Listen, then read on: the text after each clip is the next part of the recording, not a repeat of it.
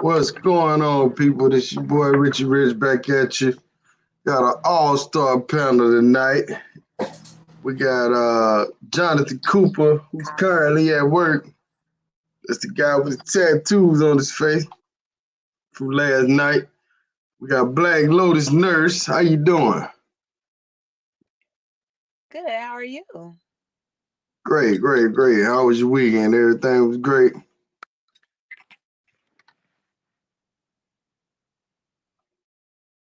Uh-oh. Somebody fell off. Anyhow, how you doing, Mr. Retired and Happy in Medellin?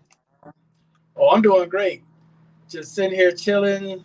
Oh, girl on Amazon looking at handbags. So other than that, I'm doing good. What are you talking? Your girlfriend over there, man? I'm tying your time up. I ain't tying you up, Emma. No, dude. We got number time. I'm retired, man. I got number time in my hand. I know that's right, but what if you wasn't retired? But what if, Mister? What Oh, if? What's going on, oh, okay. Mister? What if? Where you at? You there?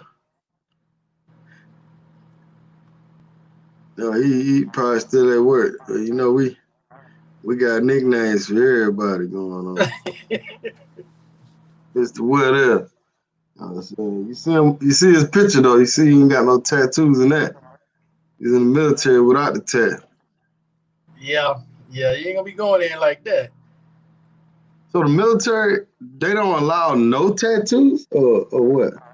It depends on where they are. Hmm. Because you can have tattoos in the military. Don't get it twisted that you can't, but it depends on where they are. I know plenty of cats that's got sleeves that's still in, but they wear long sleeves though when they're on duty. Hmm. Right. Shout out to the chat. Jamil Ed was in the house. Joseph D. I see you was first in here. Um, we got Jamil Edwards, Lopes Travel, J Mo. What up, J Mo? Somebody had to be me. Roger Young, Brazil or die. Quinto Fox in the building. Gil, what up, Gil? What's going on? MMA fan 3. Kaboom, guess who stepped in the room? Jackson Jeter, you know what I'm saying? Most famous guy on the internet without a channel. Hey, uh-oh. Like everybody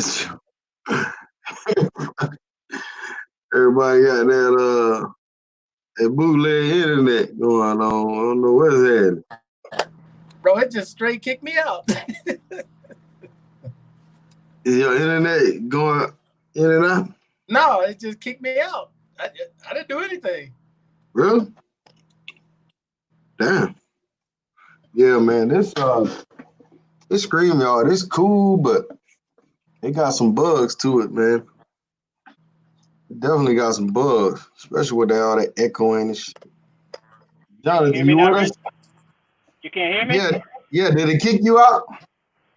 Yeah, it kicked me out. How your internet is? Good? Yeah, mine is good. But you can hear me clear now? Yeah, I can hear you. I can hear you. You said Mr. What If. I come with facts today. Oh, you heard that.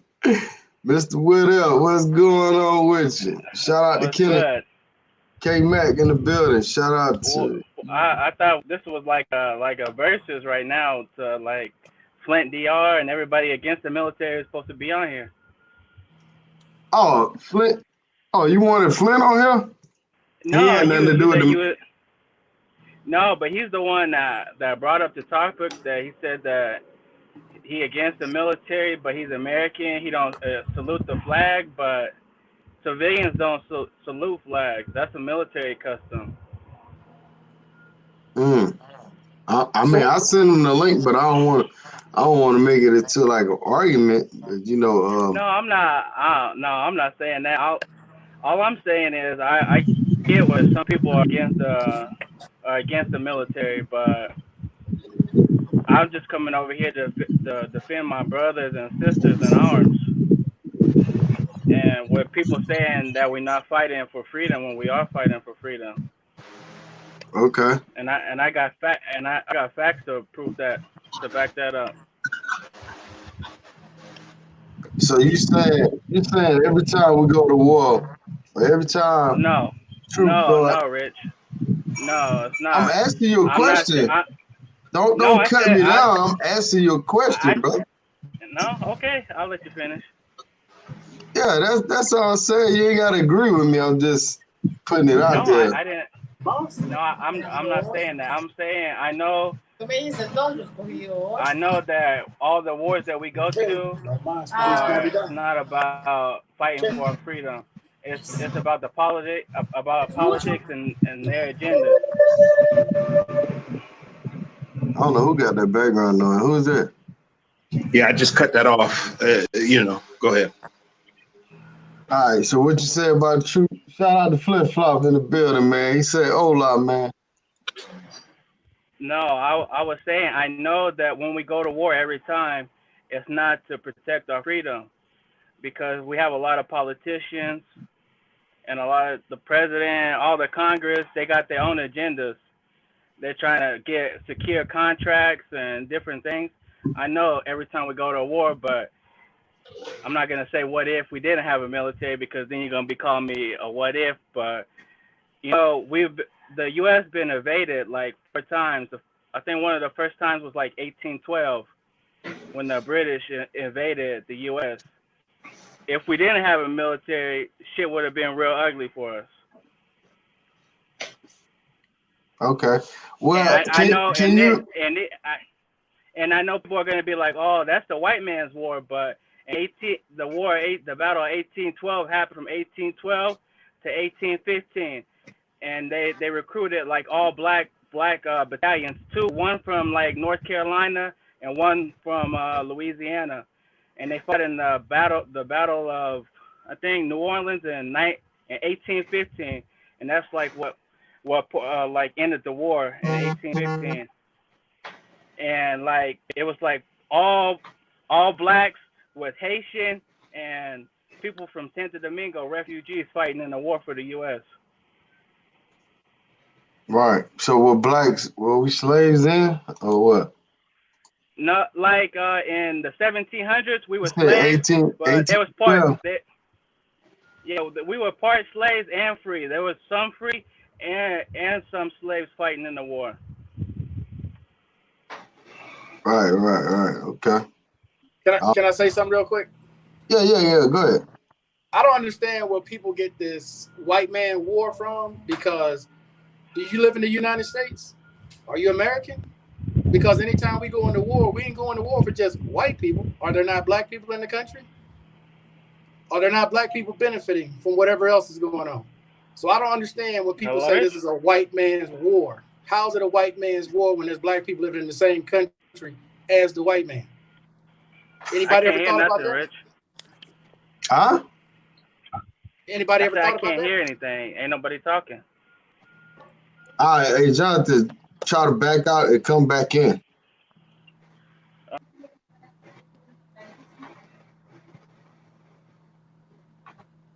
Yeah. So yeah, man. He took it way back. He took it way back to the 1800s.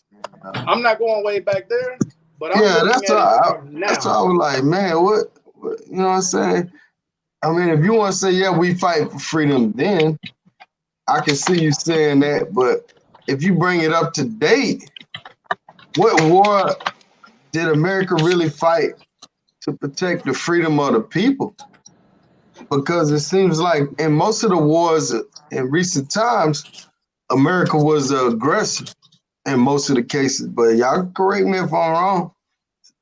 Yes, America is the aggressor, but they go over there. We're picking wars that we shouldn't pick, but we are bullying people. But if we didn't bully people, people would be coming over here and fucking us up. I'm not saying everything is right that we do, but if we didn't have a military, there's like 23 countries right now that don't have a military, but they're very small countries.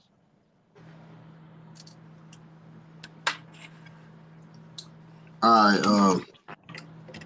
So, but if you want to chime in at any time, brother, I'm not sure who this is. Yeah, I think that to to respond to the brother who said, "Look, Shit, I can't hear shit. I did 24 years in the military, 24, and I've been shot, so nobody can question my patriotism. Nobody." With that being said, I think with people when they say fighting for the white man, I understand it on both parts. You know, African Americans have fought for America for a very long time. And we can point to so many instances in military history where we were used as pawns. We were even killed. When Black people fought for the military, they were even discriminated against, still to this day. So I think not only are people thinking on that level, they're thinking on this level. The average soldier doesn't understand the dynamics of what's going on in war. He just simply doesn't. So just like a dog or a pit bull, we just guard the master's house without even understanding the dynamics of what's going on. How many people died in the Gulf War? That wasn't African American interest. That was white folks' interest. I could go on and on and on with examples of what people are saying when they say the white man's war, but I'll digress and let somebody else speak on it. But I think that's the whole theme of where people's base, where they're coming from when they say that. They don't mean it like literally. They mean it kind of on those levels. Right. Who's that right there with the lion face? Who's the lion face? I don't know who that is. Whoever that with the lion face, you gotta unmute yourself. They Gator? I don't know who is that. Nobody gave the link out, did they? No. I'm not sure who that is. All right. We're having a lot of technical difficulties as far as people hearing each other. Jonathan, can you hear everybody? No, I can now. You can? Yes, I can now. Okay. I'm not sure who that is with the line. They're saying they can't hear. I could. I only could hear you for a little bit, but I had to shut my whole phone off and come back in. All right. When y'all using the phone, you shouldn't have the mic all the way up. You know what I'm saying? It should be down a little bit. And shouldn't be too close to the mic. Also, that helps. Because we got a lot of background noise. So, Jonathan, man, you took us back to 18 something, man. So I'm trying to figure out now which war did you feel like in recent times did America fight to protect the freedom of the people? That's what I'm trying to figure out. Because they said that, okay, let's say, well, you tell me, brother, in recent times, if you think there's a war in recent times. I don't think there's one. You could say the wars after 9/11, but you could still connect that with oil and stuff. So there's really not too many wars that's for the people that have like other interests. All right, you might need to call a lifeline on this one. Yesterday you said military fights people freedom. Now today you say you don't know. Hold up now. What's going on now? I'm just saying. I would say, Rich. I'm saying he was disrespecting the people in the military, calling me, "Oh, that's Salvation Army." He don't respect no flag. He don't respect all this, but he's living in the U.S. He got all the benefits of the U.S. and he want to talk shit on service members. I'm not saying everything what we go into war for is right, but if your son, I got a question, Rich. If your son joins the military, he go over there, he dies. What did he die for? Well, I mean, I ain't gonna use my son as an example, but let's just say somebody went over there and they died. Um, I mean, some people. I never been in the military, so I can't. That's why I brought y'all on the panel, so I can't just speak for military people, right? No experience at all. But I want to say, just thinking logically, some people join the military just to have a job. You know, some people join it because their family probably was in it for many years and they want to carry on tradition.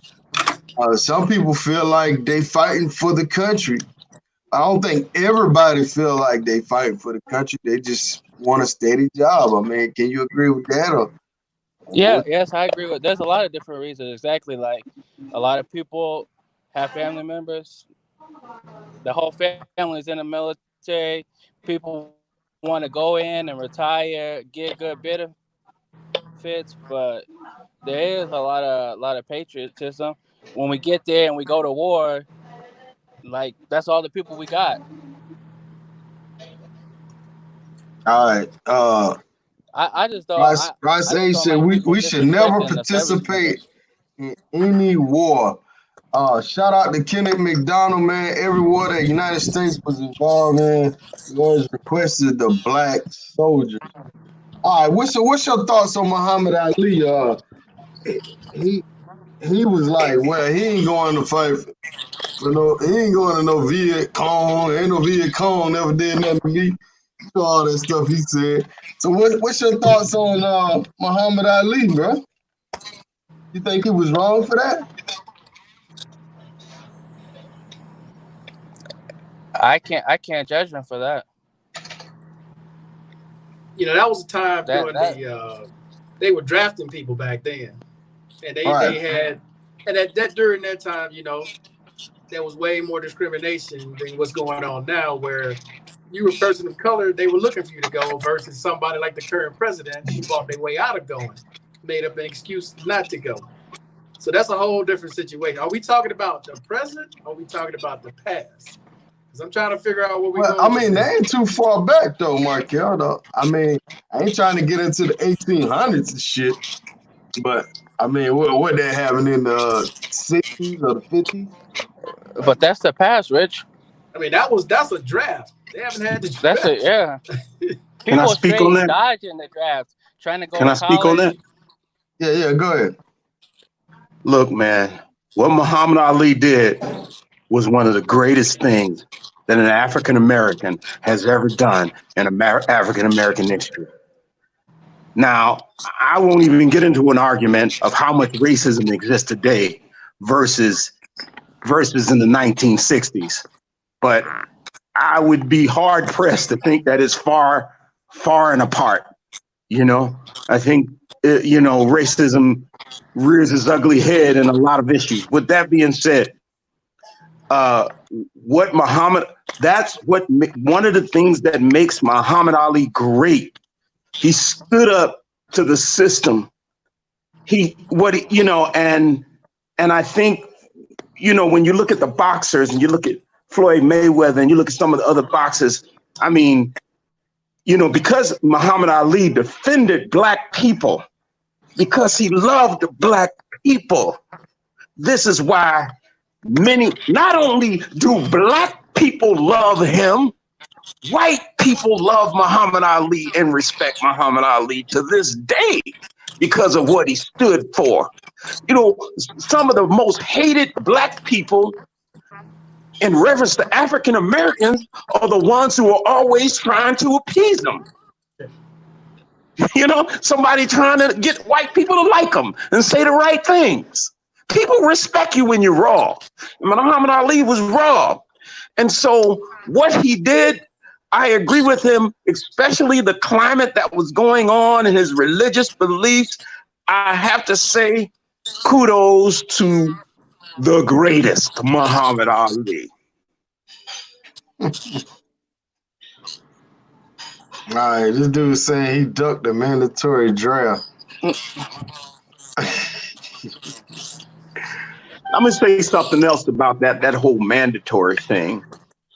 You know, you can look at all the people, just like another brother had said on the panel, who escaped the draft because of their political alliances or because of their money. And if you really want to talk about gender discrimination, forcing men to go into the draft just because of their gender is one of the greatest discriminations that exists towards men. If you're going to be on a team and you want equal treatment, then you got to participate. So, I'll just leave it at that. All right. So you saying basically the women should have been in there too?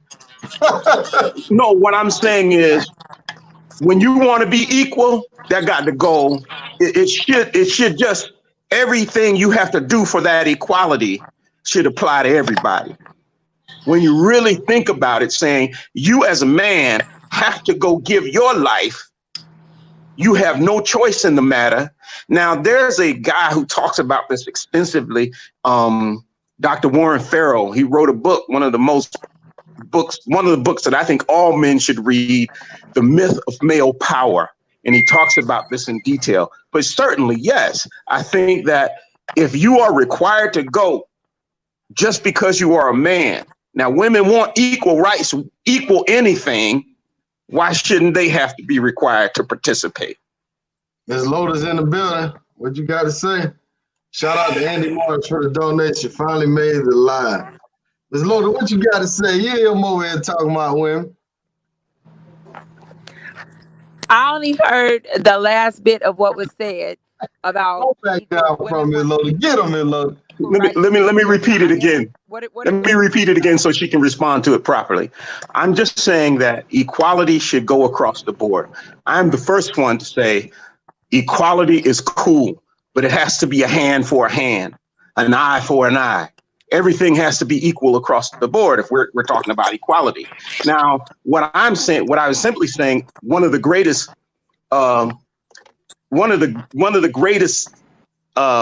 injustices that is going on now in reference to the military is men have to be drafted, men have to give their lives, and all I'm trying to say is, well, that should apply to women as well. Women shouldn't have the option of saying, wait a minute, we don't want that equality. We just want the equality we want. All I'm just saying is equality should go across the board. That's all I'm saying. Equality in the military don't work. Before you do that, let me shout out to Gary Mack. He's saying in reference to Muhammad Ali, that's a Nation of Islam belief. That's why he didn't go. Don't serve in the military because they don't fight for black rights. And I got this brother, Rice. He's trying to come in. So what I'm going to do is, Ms. Lotus, do you want to respond first? Because he asked you a question. Actually, I do want to respond. Can you all hear me clearly? Mm-hmm. Yeah. Okay. I agree with him. If you're a feminist and you're saying that you can do anything that a man can do, then you should also be drafted into the military. If you're saying that you should be able to do this and that in the military, you should also be required to fight on the front lines, period. So you agreeing with him? From what I heard, I agree with him. He said, from what I understand, from what I heard, is that he's saying if you're asking for equality across genders and you're asking for equality in all things, then that should be included as well. And right. I agree. That's what equality is. All right. James Jones in the building. What's going on, James Jones? What's up, man? Hey, can you chime in? Hey, let's try to share the mic here and let everybody get a chance. So, James Jones, man, what you think, man? You think You think the soldiers go out and fight for the freedom, man? What's the deal, man? I know we talked earlier, man. Drop that science on these boys. Do they? So it depends on a number of things. But as people were saying, so we fight for our nation's interests and the interests of our allies, right? So I don't think we've really fought for our freedom in a long time, unless you want to count like the world wars that we were actually fighting to not get overthrown. But even the world wars, we were going over to help in Europe to keep the war from encroaching here. Probably that time will probably be what, Pearl Harbor, when we were actually attacked and we fighting for our freedom. When Japan attacked the Pearl Harbor, but outside of that, the rest of have been so you can protect your way of life and maintain influence across the world. That's basically what that's been about. Take most of the time is protect those interests, take those fights elsewhere so they're not on your own front door. Hmm. So that's what it's been about. I heard people talking about the Gulf War and things of that. It was a lot of strategic oversight for that, but it was bottom line. It was all driven, you know. Um, if you look at how it all started with Saddam and he was rolling into Kuwait and then he was looking to roll in to Saudi Arabia. If he was able to control all that area, he would have controlled 50% of all the oil reserves in the world, and he could bring the world to his knees. Same thing that Japan and stuff was trying to do with the oil. We had cut off their oil supply, and it was hurting their economy, hurting their manufacturing and machine plants. So they hit us because of those same things back then, you know. So when you look into the catalysts and things that start different things across the world, you'll see it always boils down to resources a lot of the time and influence. All right, all right. We got Brother Rass. I'm gonna pull him in real quick. Let him chime in. I think he gonna be a little opposition, fellas. But I'm gonna let him come in. I'm gonna pull myself out. But just try to share the mic, and I'm gonna let him speak up for a little bit. Hello? What's up, everybody? Can y'all hear me? Yeah, I can hear you. Yeah, we hear Okay, you. I can cool. hear you. Okay, cool. Yeah, the only wars we should have ever participated in was the Revolutionary War, the War of 1812, and the Civil War. Those were the only wars where we had any incentive to fight. Obviously, to gain freedom from slavery. Once the Spanish-American War came up at the turn of the 20th century, we should have been on code and been like, nah. Once World War I came up in Hey, 1917, Rich. we should have been on code and been like, nah. World War II, nah. Korean War, nah. Vietnam War, nah. Gulf War in the 80s, nah. Hello. Afghanistan, nah. We should have been on code because we should have been like, what is it?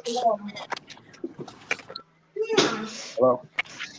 Yeah, I can hear you. There's a lot of noise in the background, but all of the wars we should have been on code, especially after the Vietnam War when Muhammad Ali, our brother, our late ancestor, stood up and decided not to fight. We all should have been on accord and been like, nah, we're not doing it. I know back then we had the All draft. right, I got one question for you. What's up? After the last relevant war that you said that we should have been in, Yes. what should have happened to the military? It should have been disbanded. Let them fight. It should have No, just been them.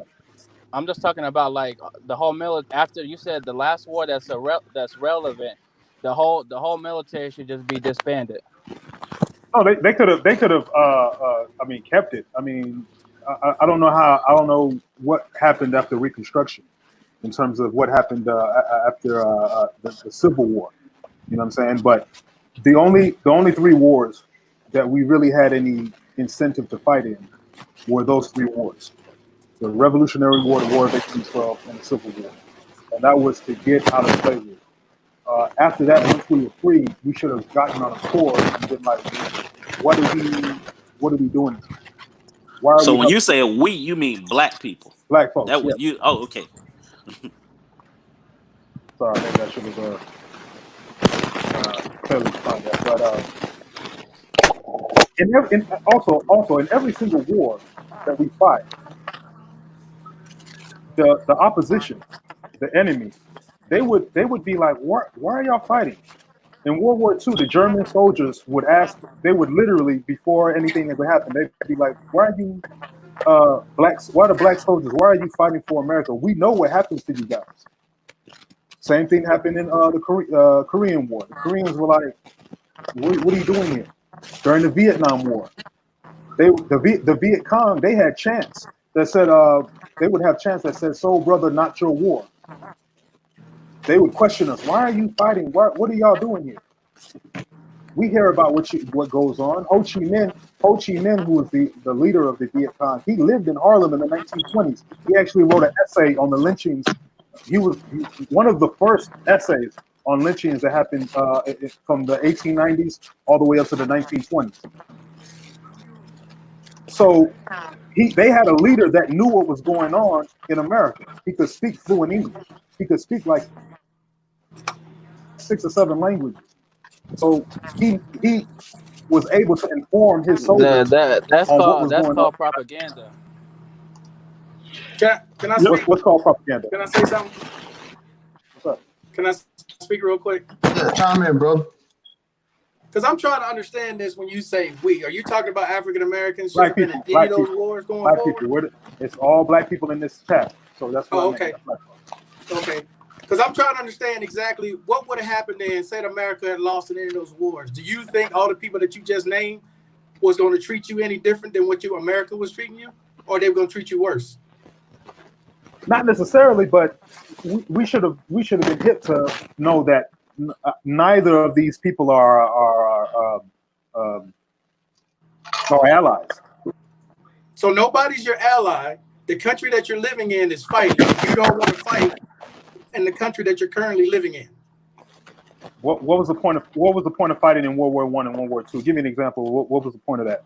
I wasn't around then. I can't tell you a damn thing about those, but I can tell you about the wars that I were in, which was in Afghanistan. And I'm listening to this, and wait a minute, and I'm listening to you saying what we should and we shouldn't do in a country that you're living in and you're benefiting from, but you're saying that black people shouldn't do a damn thing but sit on the sidelines and wait for these other people who are telling you, why are you here? You ever heard of propaganda? You ever heard of somebody trying to take the advantage away from what you got going? But obviously not. Did you even serve? While you sitting there trying to tell us what you should not have been doing? Have you served in the military? I have not served, but I have talked to black I'm done with this fucking conversation then, because you're talking a bunch of bullshit. Okay, yeah. But I have friends who have served. I have friends who have served, and I've talked to black soldiers who fought in Vietnam, and they all told me what happens when they come back. It's like, what the fuck were we doing? He left. I think he got. He got mad. Yeah. That's what, Rich. That's what I'm trying to say. If you're saying that we just gonna sit here and do nothing, we should have gotten on code and been like. I mean, that's a good point, though. You know, that's why we're having this discussion. You know, a lot of places they use what they call psych ops, right, and propaganda. We do the same. We drop leaflets. We tell other people like, hey, it's not your. We tried to do it with the Bay of Pigs in Cuba, where we thought when we invaded they were going to help us. So it happens. But what I'm trying to, I get what you're saying. Their propaganda this is saying that we have in the military. What were we doing there? Their propaganda was this saying that we have the military is for everybody, but everybody ain't for the military, right? And you just may be one who not for the military. There's a lot of people who not for the military. You know, but the military is for everybody, right? But I completely get what you're saying from your base of logic, but I can tell you, like, most people join for economic reasons. You know, I know people in the military now that's been in 10 years, but they not in the military. We say, when did you join the military, and when did you actually get into it or patronize into the military, right? So it's different mindsets to it. But I get what you're saying. I see both sides. You know? I was gonna also play devil's advocate. I understand why some brothers and some sisters join the military now, because there's a financial incentive. And that's also a world travel incentive. You get to see the world, and you get paid at the same time. In my opinion, it's still not worth it. There's still other ways to, learn a trade or do something. But in terms of our ancestors who fought in the Spanish-American War, who fought in World War I and World War II, Was there a financial incentive? No, there wasn't. They were just drafted. It was just like, hey, you got to fight. You live in this country, so therefore you have to fight. I can't argue with that when people being drafted. You know, when you being drafted and told to do something that you don't want to do, that's different. But when you're in a volunteer force, so like I say, I see both sides of it. You know, but this is the liberties and freedoms that you have. You can come on here and you can say whatever you want and talk, and it don't even matter because somebody that decide to serve decide to keep it that way for you. And hey, man, go ahead and exercise your right. D Hick, what's going on, man? See you in the comment section a lot, man. Finally on the show, man. What's good? What's on your mind? Chime in, brother. Yeah, I had to come on, fellas. I'm a retiree, 21 years served. Can you hear me, Rich? Yeah, 21 years served. Army vet.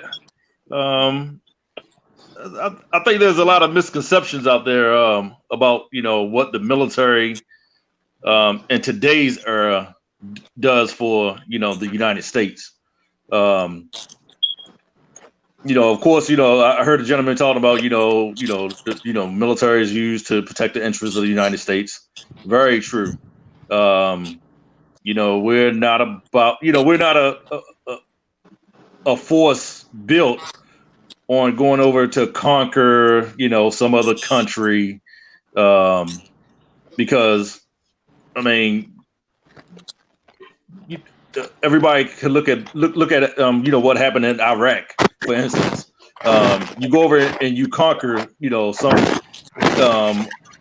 country, and the next thing you know, we don't have the means or the support, and we're definitely not going to put the money into staying over there in those countries. But like I said, we will protect our interests throughout the world. That's that's number one. And then when the other gentleman, he was talking about Muhammad Ali and the obstacles that he went through back in the 60s. That was something that he did on, a cause for, to get what he wanted. All right. Because it benefited him. And also he didn't want to be used as a tool by the US government. He didn't want to, be used like, how like, what's the boxer? Joe Louis, other boxers back, black fighters back in the day did, hey, I'm gonna go in ahead and I'm gonna use, my popularity, my status to show, like, hey, if I do this, other black, individuals within the United States, they'll have a need, or, they have that feeling that they might want to come and join the military also. And then my last thing I want to say is, today's military, it's an all voluntary force. If you want to come in the military, I mean, that's your choice, for whatever reason that you chose to go in the military. And then also, a lot of people say, black people shouldn't be fighting in the military, or they shouldn't have, the only thing, I heard the gentleman say it was only like 3 conflicts that we should have been in: American Revolution, 1812, and the Civil War. But my take on it is, it's easy to say that, but you got to look at it. It's like, yeah, we're black, but yes, we are Americans. And I'm not trying to throw shade at no other country. I don't know, where, any other gentleman, or anybody that's on the panel is from. But I'm gonna tell you right now, you are highly misinformed if you think the world has black Americans' interests in hand when it comes to, how we're being treated, how we benefit from being Americans. So I just want to put that out there, so to put it in your mind that, hey, we are Americans, and the interests that America fights for, yeah, we might not like it, we might object to it, but like I said, it's an all American. I mean, it's an all volunteer force. If you don't want to go in the military, you don't have to go in the military. That's all I have to say. All right, shout out. Let me give these shout outs real quick. Shout out to brother OW for the donation right there. Appreciate that, brother. Always support the channel. Shout out to Gino. You got to rewind it, man. He was already busy. He told me before the live anyhow. So he wasn't gonna stay long. Shout out to Andy Morris. Markel ain't trying to hear no civilian. Absolutely. Shout out to Miss Lotus, Black Lotus Nurse on the Cash App. Her internet wasn't that great, so that's why she left out. She wanted to stay on, but we're gonna try to figure out how we can get her internet right, because it takes great internet to come on these screens. You got to have a good phone, and you got to have some free memory and all that type of good stuff. Brother Saba, you up there, man? You sleeping up there? No, man. Hey, look here. He talking about Muhammad Ali, man. The skin, the hair on my head, the hair on the back of my shit. I'm lost for words. Look here, man. First of all, I wanted to say, man, Gators. I always have said this to you, Gator. You a smart dude. Dipped on us. No, you can't. Can you hear me now? Yeah. I've always said Gator's really a smart dude, man. This ain't gay, but I'm attracted to intelligence.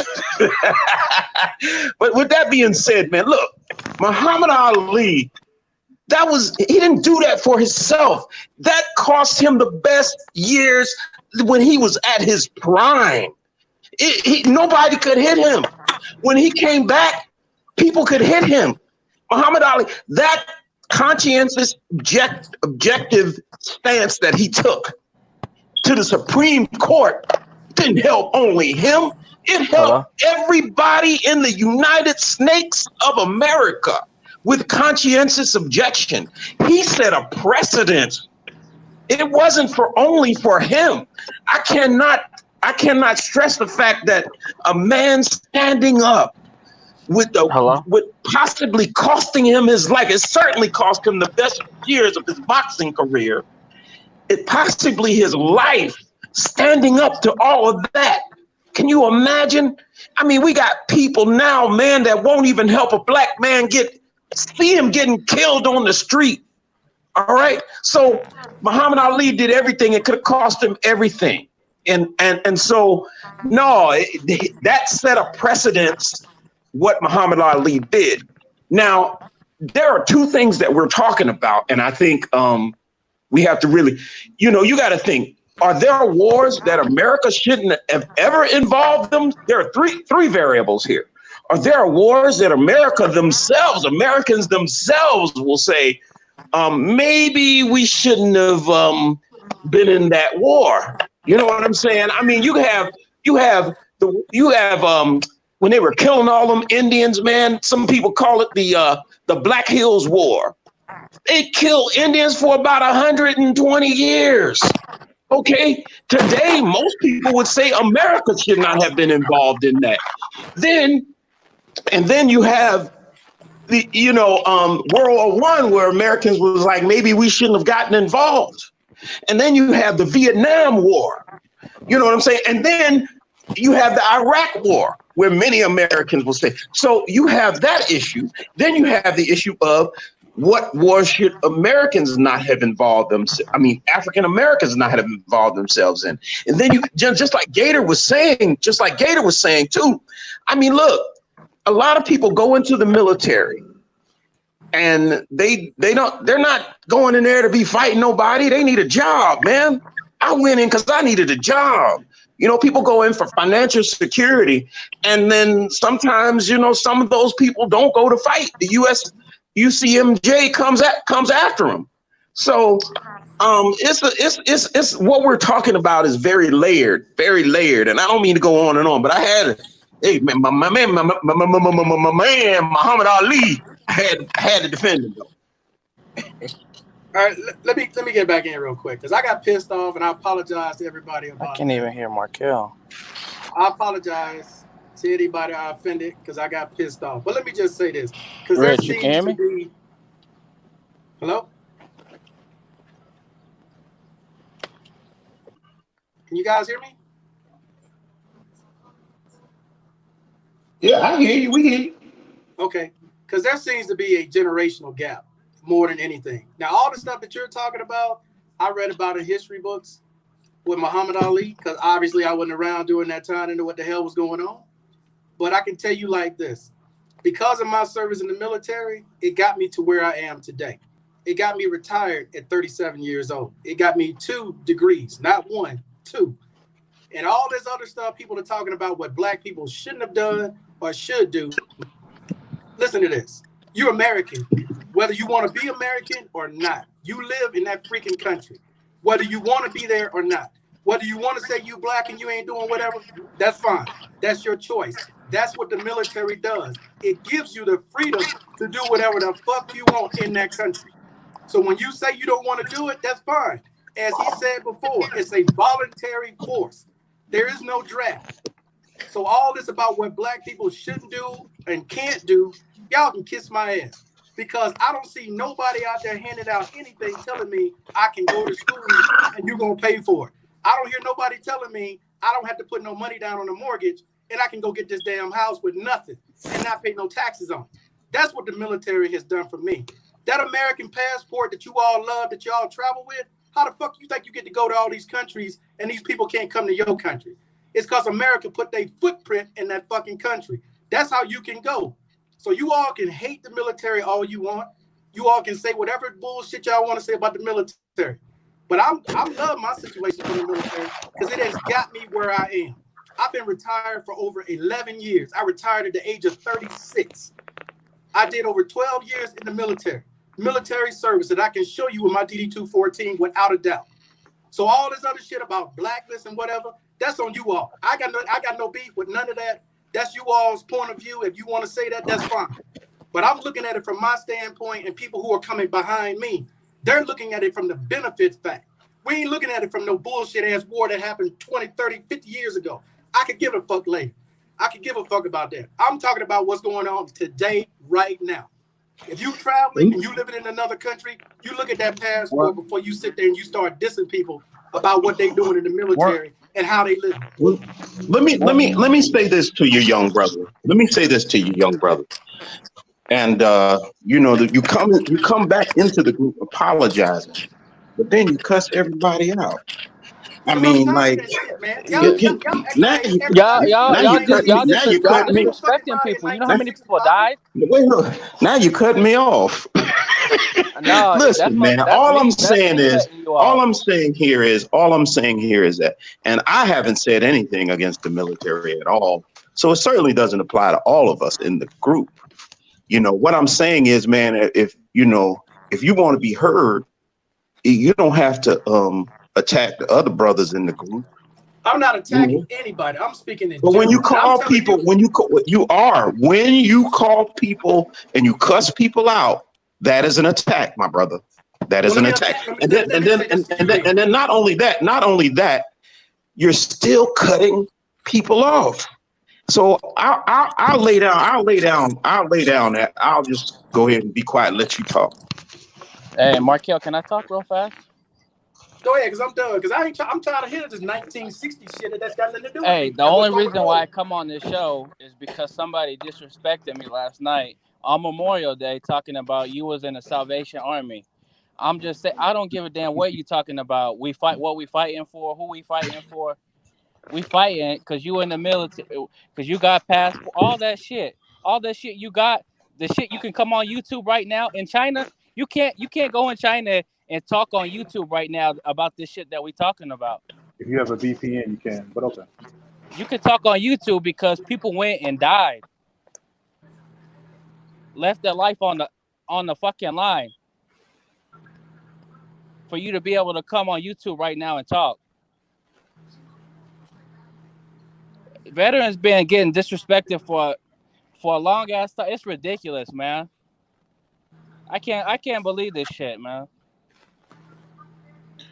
Well, I mean, hey, brother, what's your name? Oh, my name's Jonathan. All right, Jonathan. Well, it's like I said earlier. I don't look down on the people that elected not to serve the country because everybody in the military knows. I mean, no matter what service, everybody in the military knows that the military is not for everybody. I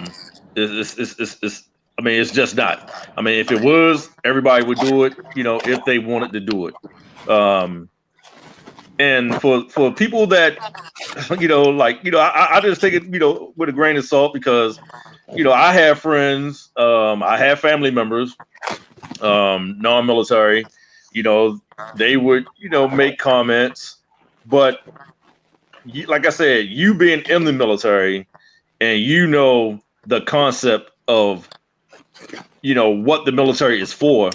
A lot of people, they had that misunderstanding because, like how, a lot of people, they think, well, hey, if I could go in the military, go to school and get a good job that would help me out, when I get out of the military.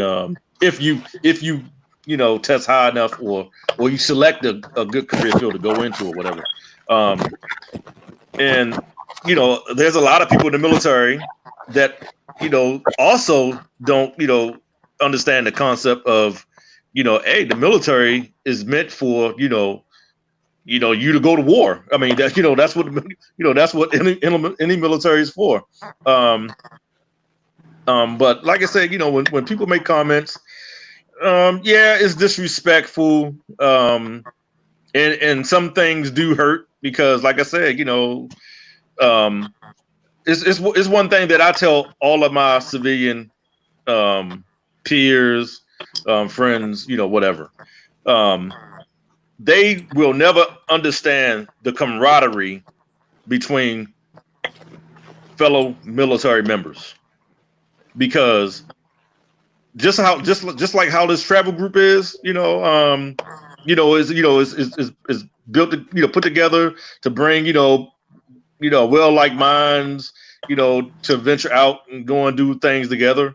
The military, is when you have that camaraderie to where I go from Baltimore to Germany or Korea or the Philippines or Honduras or El Salvador and meet somebody in my organization and me and that person become tight.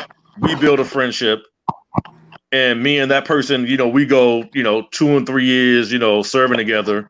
And I know he's watching my back. That person's watching my back. I'm watching his back.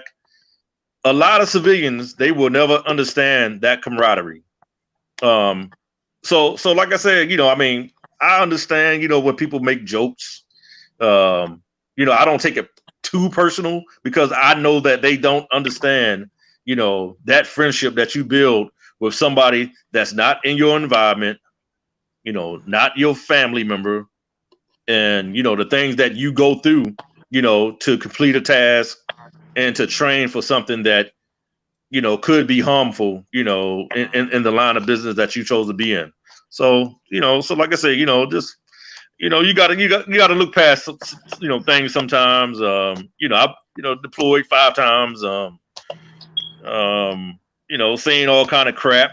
But like I said, I mean, I just know that, the average person, and like I said, I know, no civilian has seen the carnage that I've seen. And like I said, you just got to take it to those things, because like I said, a lot of people, they just don't know. And, you can't, you can always, try to, put fault on the ignorance, but like I said, a lot of people, they just don't know. So, so I just chalk it up to that. Yeah, I just agree with everything Markel says. It's not about the freedoms that we defending from other people. We got freedoms here, and how we just gonna say that? Even if you say you American, that flag, it's not, that flag doesn't represent the government. That flag represents all the people that went out to war, that died, that lost arms, that lost legs, that was paralyzed, that came back, that got PTSD. That flag represents all of us, huh? Exactly. Like, and that's why I said, it's like a lot of people, they really don't understand what it means, even in the stages of classes that black people are in, white people are in, Latino people are in, Asians are in, But like I said, you have that American title, tagged on your name. There's a lot of leeway that comes with that. If you don't believe that, ask the Ball family when that one son got in trouble in China. Ask that one kid, that rapper that was over in Sweden that got into his altercation. How much weight how much weight being an American has, because I can guarantee you, if they were from some other country that couldn't 20 years hard labor. Exactly. And I've seen it, when I've been overseas, given to people, people convicted for less than that. Yeah. So like I said, people a lot of people think they know, but they don't know. That's just like how a lot of people say, oh, they should get the like when things go on in the United States, the first thing they holler is, well, they should get the military involved. People just don't understand. The military is the last show of force that you want to get involved, because the military has two things. One thing is all about accomplishing an objective. So when you hear about, they doing this in an environment, they doing that in an environment, and they feel that the police ain't, doing what they supposed to do or whatever, or they can't control, whatever. Oh, they should get the military involved to come in and do this. No, it's the last thing you want to be done. Because like I said, military, they take orders and they go and take on a task and to take care of that objective. So just like I said, just be mindful what everybody talk about, what they want and what they won't do and what they will do and all this and that, because like I said, things can get grimy and uglier and all that stuff. So, but like I said, it's a good conversation though.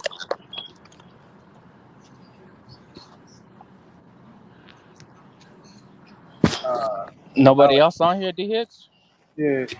I would just like to restate, man. Like I said, I understand why some Hello? brothers and sisters. Hello? You guys? I can hear you. Go ahead. I was just saying, like, I understand why some waiting for brothers. the people that was on the opposing argument. Nobody haven't said nothing for a while. I understand why some brothers and sisters join the military in present day, because I thought we were having a historical conversation, but I guess we were talking about right now and today, whatever. Like I said, I understand the incentive as it exists today in terms of financial incentive and travel incentive, going around and getting to see the world. However, it seems that some of you have developed a certain level of emotional attachment to what we call the United States, this thing we call it, which is really a corporation. I know brothers who fought in the military who don't have that emotional attachment.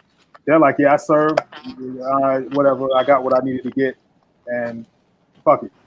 But it seems like the people in this panel, I'm not saying any names, have developed a certain patriotism that's, I think it's kind of funny. Somebody put in the private chat, white soldiers are our brothers too. What are you talking about? Markel, you can hear me? Are you talking about the same white soldiers that come back and become law enforcement? Get the fuck up.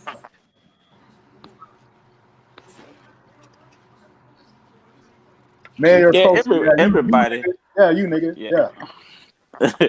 I'll say everybody gonna have a different opinion, and some people are gonna be emotionally attached to it because it depends on what experiences they have within the military, what experience they had in combat, outside of combat, and what they feel the military, which is attributed to the United States, has did for their life. So for me, like I said, I get it on both sides. I respect all opinions. I know people that's 100% against it. That's in my own family. Even when I left to go to the military over 20 years ago, they asked me why I'm gonna go fight that white man war. Wasn't even no war going on at the time. Cause that was '99. Then 2 years later, 9/11 popped off. But I get it.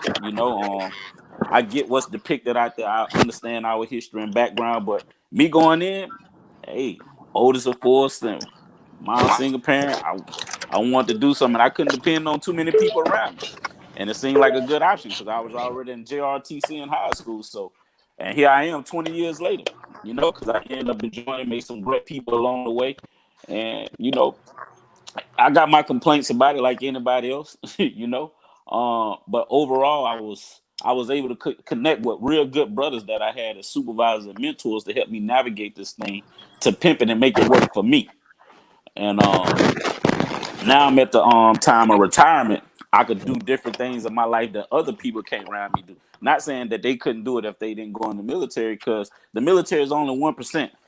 Only 1% serve, and so that means 99 other percent of people out there are being successful outside the military. So it's not an ends to all means, but if that's what you choose to serve, it is a good launching pad. But other things are out there as well. So I get the feeling some have, and I get some people serving, and they like, hey man, this is just a job to me. Like some people like, well, hey, you need to go volunteer and do this to help you get promoted. People like, hey man, this is just a job. I'm just trying to go get this degree, and I'm out of here. And I'm gonna use this veteran preference to give me a better job. I get it. Whatever your reason for serving, I tell people when you in, hey, it's whatever your reason. Thank you for serving. You part of that 1%. I just say, hey, make it work for you. That's what I always tell the young troops. Make it work for you, because inside all the young yous is an old you, and don't do nothing that the old you is going to have to pay for. And just make it work for you and go build you a great life after that, because of some great benefits that come after. If you feel like that's the path for you. But if not, like I say, 99% of the people in the world are making it out there, especially in the United States. You look at Mark Zuckerberg and all the people out there, they doing it. So it's not the end all be all, but like I said, I can respect both sides of people's opinion of why they don't want to serve. But as we said before, the military is for everybody, but everybody's not for the military. You know. Facts, facts. Yo, what up, Markel? What's going on, brother? How you doing out there? What's up? What's up, man? I don't know. I may be the youngest person on the panel right now, like Markel was saying. And one dude in the chat too, Ki or something like that. Like the military is not for everybody. I literally joined the military because my uncles was master sergeants, and they pretty much forced me to go into it. You know what I'm saying? I don't know how many people here was airborne, jumped out of planes or whatever. But and like the one dude was saying in the private chat, bro, like anybody will tell you, if you served in the military, it don't matter if you black or white. I've been to Iraq. I served in the Iraq war. You know what I'm saying? We lost what, 60 people. 55 of those people I knew personally, white and black. I will kill a black person for my white brother from the military. So it's no race thing. I mean, it's still races in the military. You know what I'm saying? If you don't kiss ass or whatnot, but it, I'm not understanding this. Like it's either you have hate because you may be still working.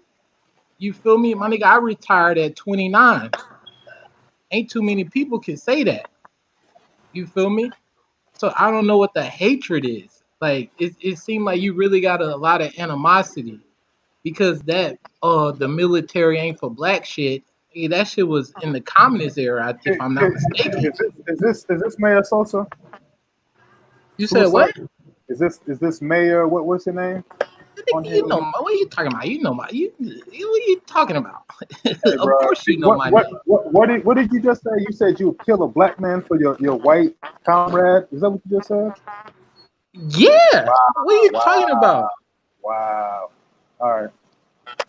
Because Yeah. for the simple fact that I have served with this man has protected me. There's like the other, who was it, D Hicks? I'm not sure what the dude with the tattoos with the thing, the Bluetooth thing. Bro, it's a camaraderie that's built. I've trained with these dudes. I still have friends in the military to this day who I literally have pushed myself to make E7. You see what I'm saying? Where's the banjo when you need one? Wow, May man. I Like, speak real quick? You know, Where's the hey, banjo when I'll you need say one? this. I'll say this to that wow, Can I speak statement. real quick, brothers? wow, Brothers, could I have a word real wow. quick? Can I have a word real quick, brothers? Let me just say this. So I've been dealing with these and talking about the history of this country, the military. I devoted a channel that used to be big, but was shut down by us. Y'all know what I mean. I'm known as the Reluctant Nabi on YouTube. At one point, I was making $10,000 a month and taking all of that, every last penny that I've ever earned on YouTube, donations, and everything, went back into the so-called quote unquote black community. All right. This is my experience in the military. A lot of things that I do were ideas I got from the military. But one of the things that we forget, that the military in its structure has never been a friend to the Afro man. Now, I'm a person that retired with 26 years. However, because of the way it's structured, an Afro man can benefit from the military, but most of us go through hell to do it. All right. It depends on how lucky you are in that you get somebody that is beholden to the original tenets of what the military, quote unquote, army, quote unquote, battle honor is supposed to be. But as we know that there's one thing on paper and there's the other thing how people act. Now, I don't know how long others been in. I've been in where I felt proud to be in after the first Iraq War with Storm and Norman Schwarzkopf, right? I just came in and we going to war already, right? Then there was the second, there was Kosovo. So I had a unit involved in Kosovo. So there was a lot of stuff. And what people don't understand is there is a way that the old school people was trained where you had drill sergeants that could put your hand on you. Most likely they were black. You went in because you wanted to be a man, go into the military, be a man, 3 meals a day. That's what I was told, right? I was broke on the streets. I was like, I want to be a man, get 3 meals a day, work my way up. I started to see a change coming around the 2000 stuff, especially when they brought in that Soldier Street. When we swore in, we was like, we're going to protect the Constitution. Then we went to protecting the America's way of life. Then we went to standing for the flag. Then we went to not allowing anybody to dissent against what we were doing in the military. All right. A lot of quagmires we got involved in was because nobody had no idea of the history of the people that were going on, and that history didn't matter because we think from the standpoint that the only history that matters is the military's history. But for the brothers that's listening, I made it through, but it wasn't nice. It depends on the type of unit. It depends on the type of people. Why did I stay in? Because each time I was like, man, I'm tired of these white people, because I was in a hospital unit. So some of you brothers know that's the worst unit for a smart brother to be in, right? When you come and deal with this racism. So I had to deal with it all my career in the military. All right. However, I still made it out with retirement. I still made it out with benefits. I made it out with degrees. It's what you make it, so long as you don't blind yourself to what it is. All right. The military has never been just to Afro men. There are men that are posthumously getting awards and medals right now. Posthumously. That means they're honoring them after they're dead. What good is that? A lot of that still goes on. So I think the biggest problem that I'm seeing and I'm hearing is we get in the military, and like I said in the comment section, we forget our morality and assume that the people running the military have our old school morality that we had, our spirituality that we had as a people, just right, do the right thing. That isn't the military always. As a matter of fact, I found that to be rarely the case. All right. We got to understand that people have a right to question the military, but we should be questioning it too. You know what I mean? I am not going to sit here and say that it was all gravy. I'm going to say that it was probably hindsight 2020, still a good decision, because I came out with a lot. I came out with a lot of benefits, but it wasn't easy. Everybody wasn't nice. There was a lot of racism. You see what I'm saying? There was a lot of that there. So when people say, I don't want nothing to do with it, don't want to join because there's nothing but racism, they're thinking about the dudes that came back from World War I, World War II, that was not recognized. I did YouTube videos about an infantry tank unit. Let's not talk about the red tails. There's a lot of units where brothers got more love from countries outside of the United States, and still do outside of the United States, than they get in the United States. And the biggest problem that we have in the United States is our biggest battles. And the reason why we are so unarmed, our biggest battles is with one another. I've never experienced, of all the hatred and racism I experienced in the military, I've never experienced as much racism in the military than I have amongst my own community of so-called Black people. That's the problem. Now, I got brothers ride or die. They're Marines. They're not in the military. I got a lot of brothers that support my channel and help me give stuff to people in Brazil. So, let me stop you right there. Go ahead. So you said it's more racist in the Black community than in the military? Against other Black people. So how can a Black person be racist against a Black person? All right. If racism is the ability, understand this. There's prejudice, and then there's racism. Racism is the ability to use a system to keep another person down. Right. And Black people don't have systems in America. Hold on, wait. We don't have communities. We're not in the upper echelon. We're not in power. No, it's not one individual person, my brother. It's a whole race of people down. Right. Not holding one person down. There's a mother that can hold her son back.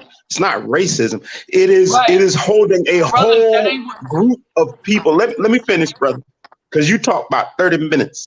All right, but that isn't what I'm saying. Let me put the question out there and let you respond. Okay, go ahead. All I'm trying to say is I try not to use the term racism anymore.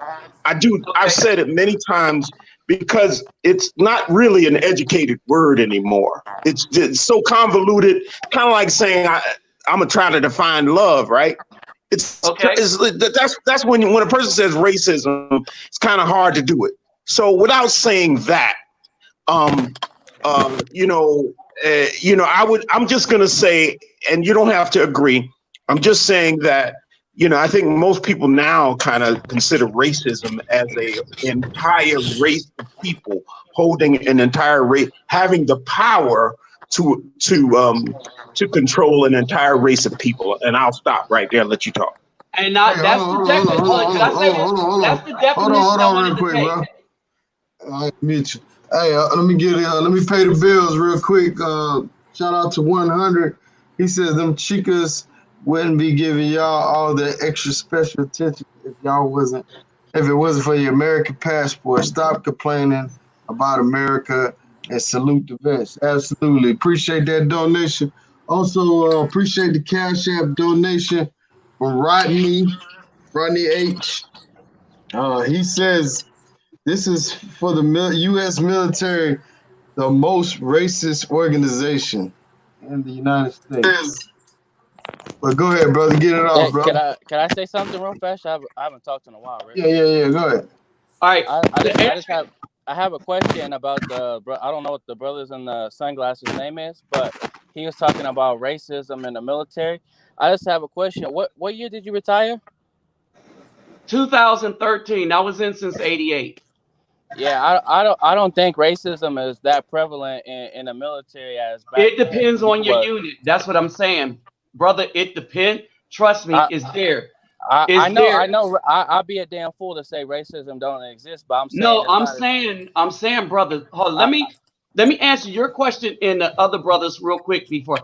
When I say racism, I'm taking that into account, and this is something that we don't call out, right? We don't call out what we as a group do to other dudes as a group, right? And this is what I'm saying. When we get the tools to do it, and I looked and I was like, dang, we could be just as bad. So I'm using Dr. Francis Cress Welsing's definition, right? And I'm using an experience that happened to a lot of brothers on YouTube. And I saved the experience just in case we might get a chance to sue Google YouTube. What happened was a group of women got together and used YouTube's platform by going on Facebook. So a group of women, to hurt the men, decided, and it's the beginning of Adpocalypse for those of you that are on YouTube.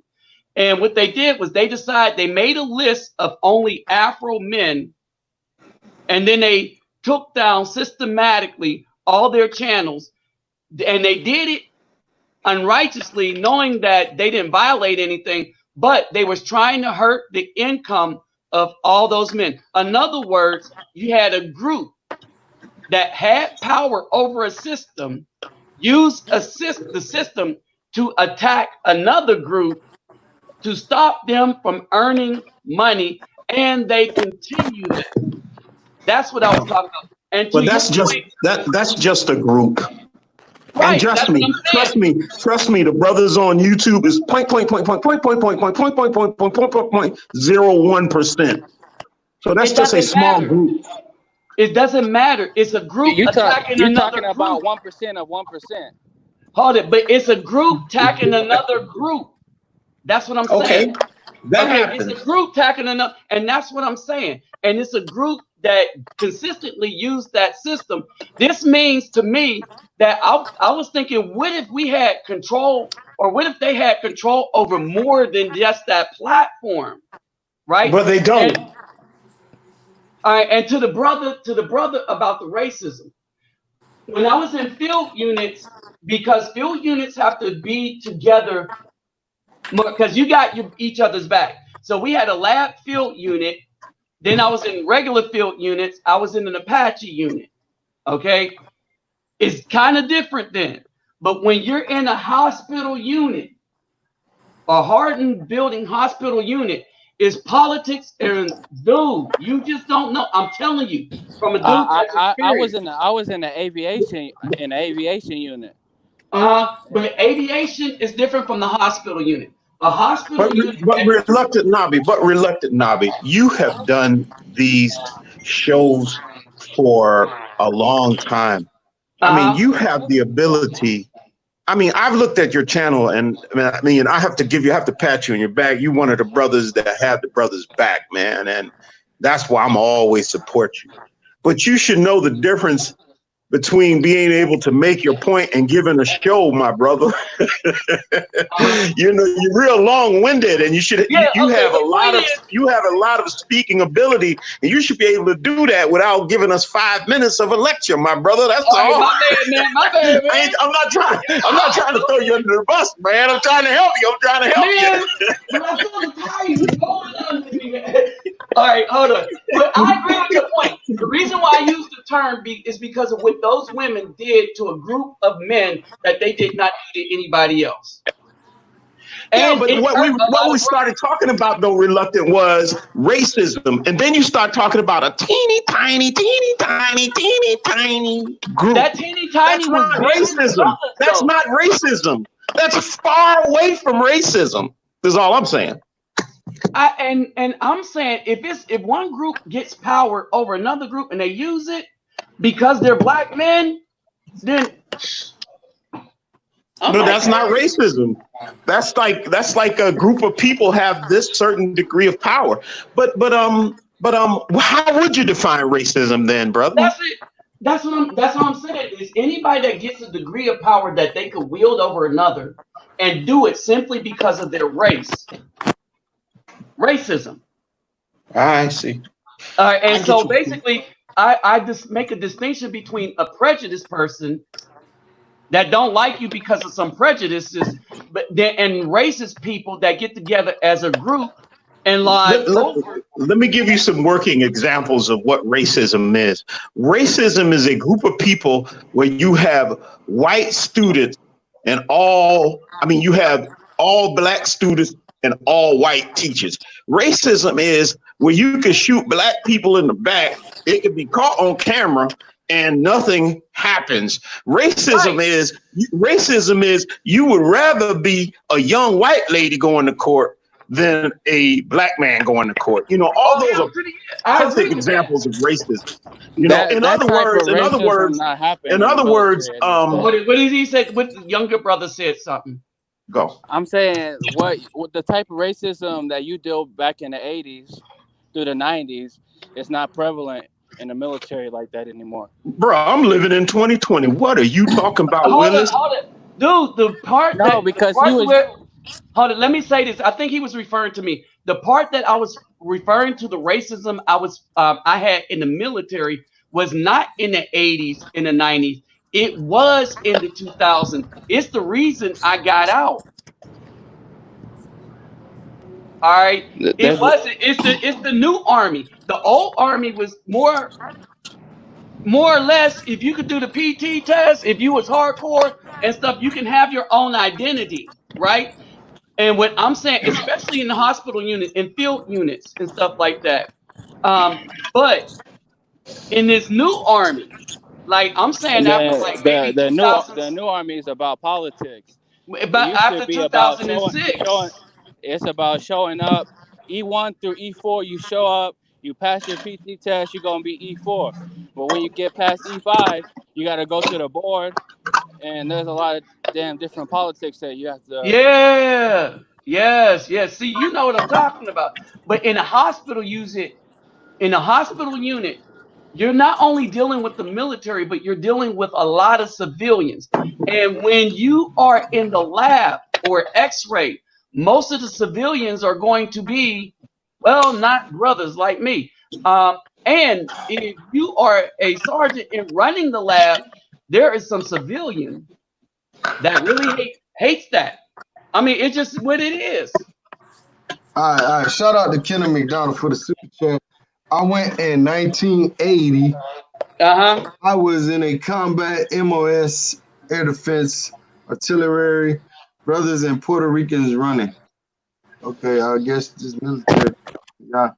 Y'all know what he's talking about, right? Yeah. But yeah, we got two more guys trying to get on the panel, man. I appreciate you coming on, brother. I'm gonna try to get these guys in. Markel, you still there?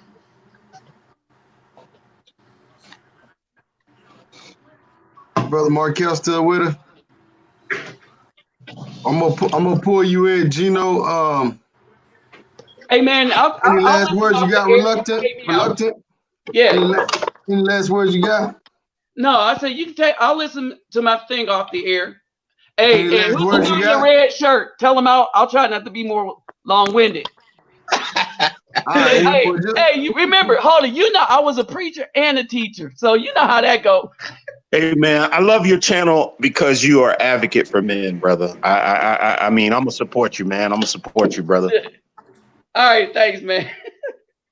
all right, just hang tight, bro. Somebody pull out there. I'll put you back in. All right, we got the Haitian sensation in the building. What's going on with you? AKA Gino.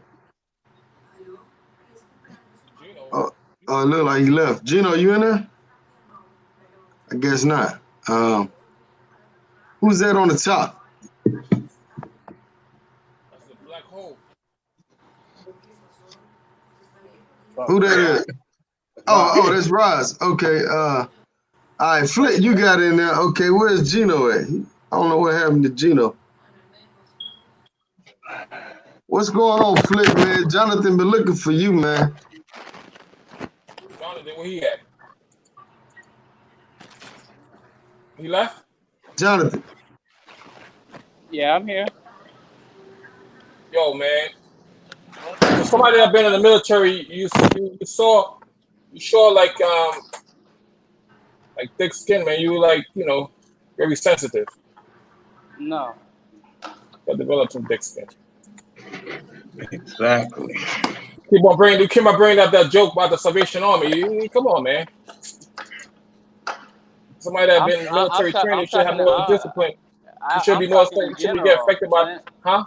I was talking about in general. I'm not talking about that. But that shit ain't. No. Let me ask you this, brother. Did you have your tattoos on your face while you were in the military or after you left the military? That's not even possible. No. There's no way he went in with tattoos. That's not even that shouldn't even be a question. Well, I mean, I'm just wait a minute, brother. I'm just asking you a question. All you had to do was answer, and I would shut up. No.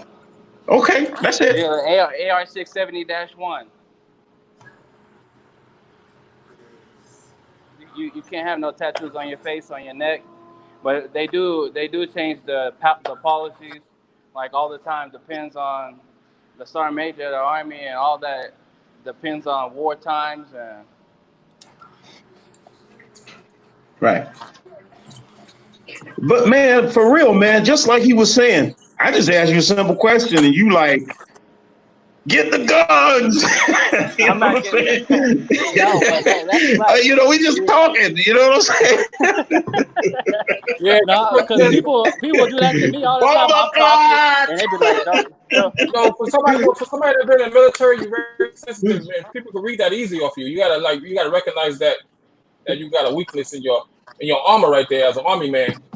We can read it real well. Very sensitive. If I was but you can't. If I was to say that I didn't have no weaknesses, I'd be lying to myself. I know we all have weaknesses, but you show yours very blatant and it's obvious. So I just want you to be aware of it. You should be aware of your weaknesses. Shots fired. I don't have any weakness. He's impeccable. That's a weakness in itself, thinking that you don't have any. Exactly. Yeah, we all have them. I won't admit to another man that I have a weakness. Only God knows my weakness. Okay.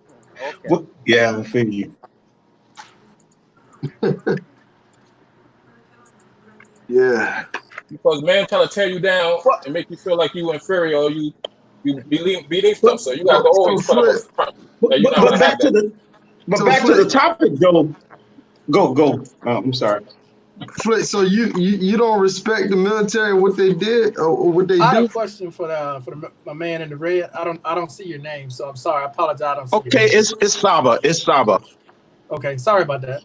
I have a question though, because I see there's a lot of people in here with a lot of different opinions talking about pro-black. Are you consider yourself pro-black?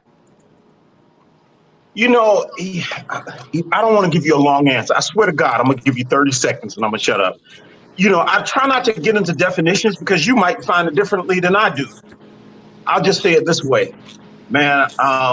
that brother who had said, I said 30 seconds, give me 45. That brother who said, I'll shoot a black man because a white man in my unit, that doesn't even deserve a response.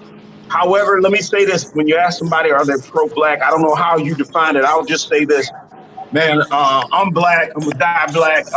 I love my people, man. And, you know, and I'll just leave it at that. Now, if I knew how you define pro-black, then I might say, yeah, but I don't know how you define it. Well, I don't understand it because, like you said, we're black till we die. So, regardless of where you're going in the world, you're still representing who you are. They're going to look at your race first, and then they're going to look at you as a person. So when there's people like on the chat talking about they're pro-black, I'm totally lost on what the hell that's supposed to mean, pro-black. I'm looking for a definition on that. I could probably tell you what, again, people use different definitions, but just like you said, I agree with you, man. Psychologists say when you walk into a room, the first thing people notice subconsciously is your ethnicity or who you identify with or your race. And then the next thing is your gender. But I think maybe, again, don't get caught up in the definitions because even pro-black people define themselves differently. You know what I'm saying? So don't get caught up into that. Ask them, hey, man, so what do you support? That's a better way of approaching it than trying to get stuck on a definition. Well, I'm only using the definition that's in the chat room because there's a bunch of them. Some people but you have to know about they're pro-black, and I'm trying to understand. But you have to know their positions. So that's a conversation you got to have with them. Is all I'm saying. Because look, titles don't define a person. You know what I'm saying? A person could say I'm this, and the whole title could mean something different. So,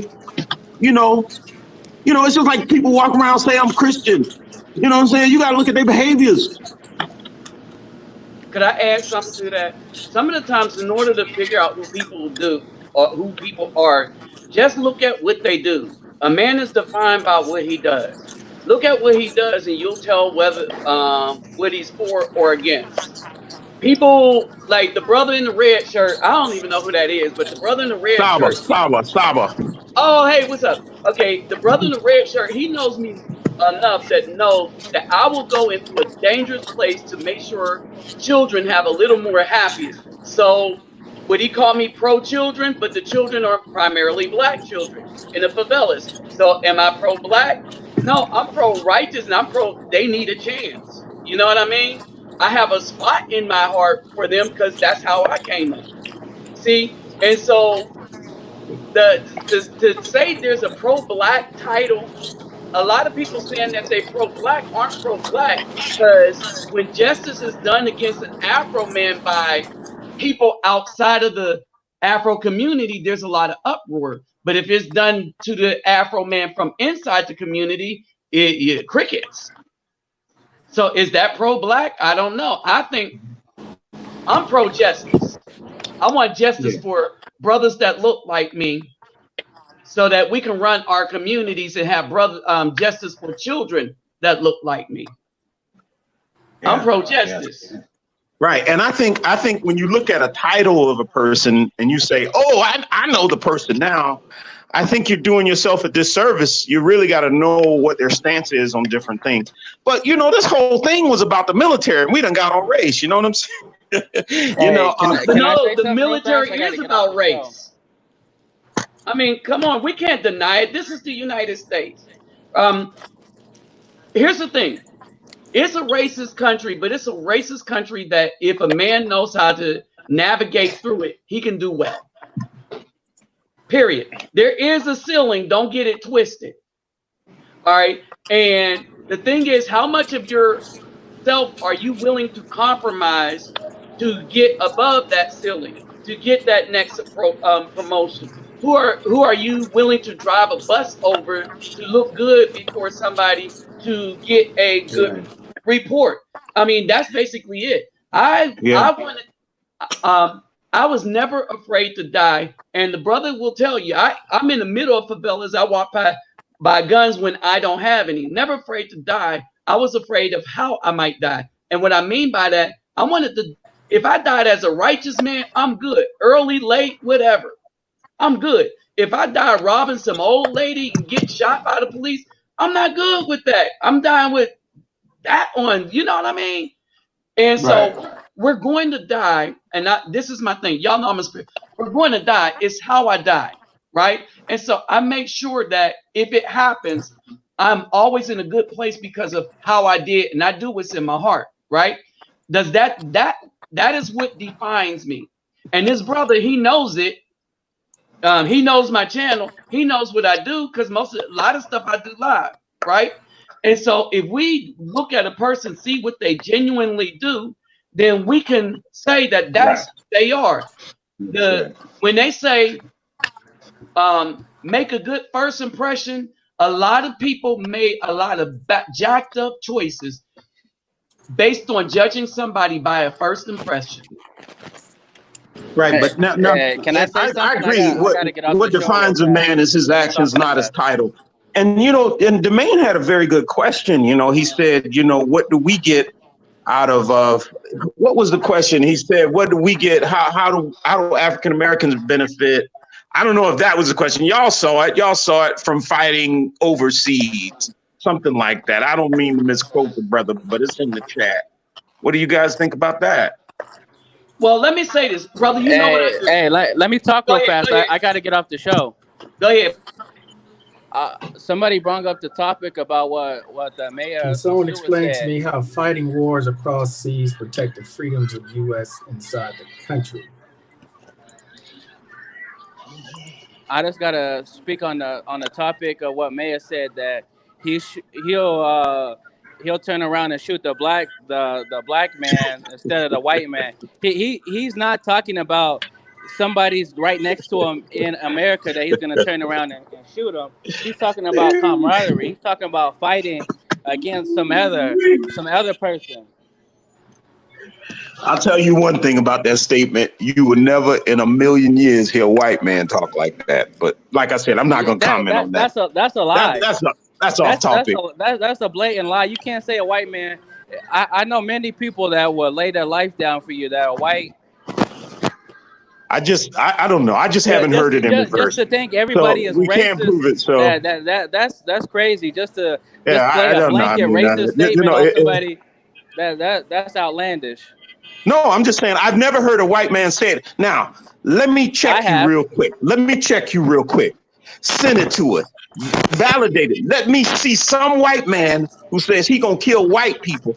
You are not gonna be able to do it. You know what you're gonna do? You're gonna start talking. Don't talk. Just send it to it. Just send it to us. Don't talk. I'm about to send it. Send it. Put it on the chat. We want to see a link where a white man said he gonna kill black people. Go look up the Medal of Honor winners. Go look up the Medal of Honor winners. Put it out there. I know you people that was awarded a Medal of Honor. Look here. They put their lives on the line. I knew you wasn't gonna send it. I knew you were gonna start talking. Now keep talking. I just sent it. I said where that? We don't see it. We don't see it. We don't see it. Send it to us. I gotta go look. You don't let me talk. Interesting.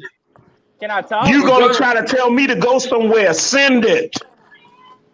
I just told you. You trying to tell me to go somewhere, bro?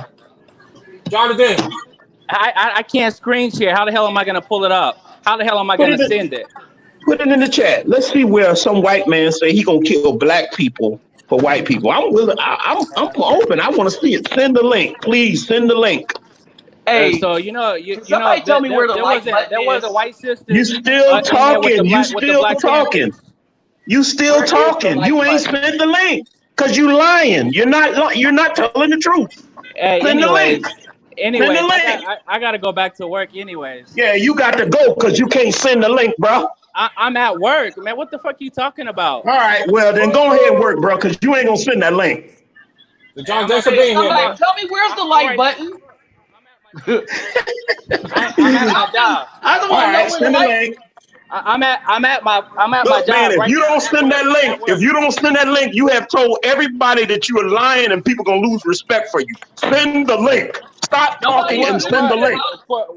Stop talking and send the link. What respect for me? Send the link. What respect?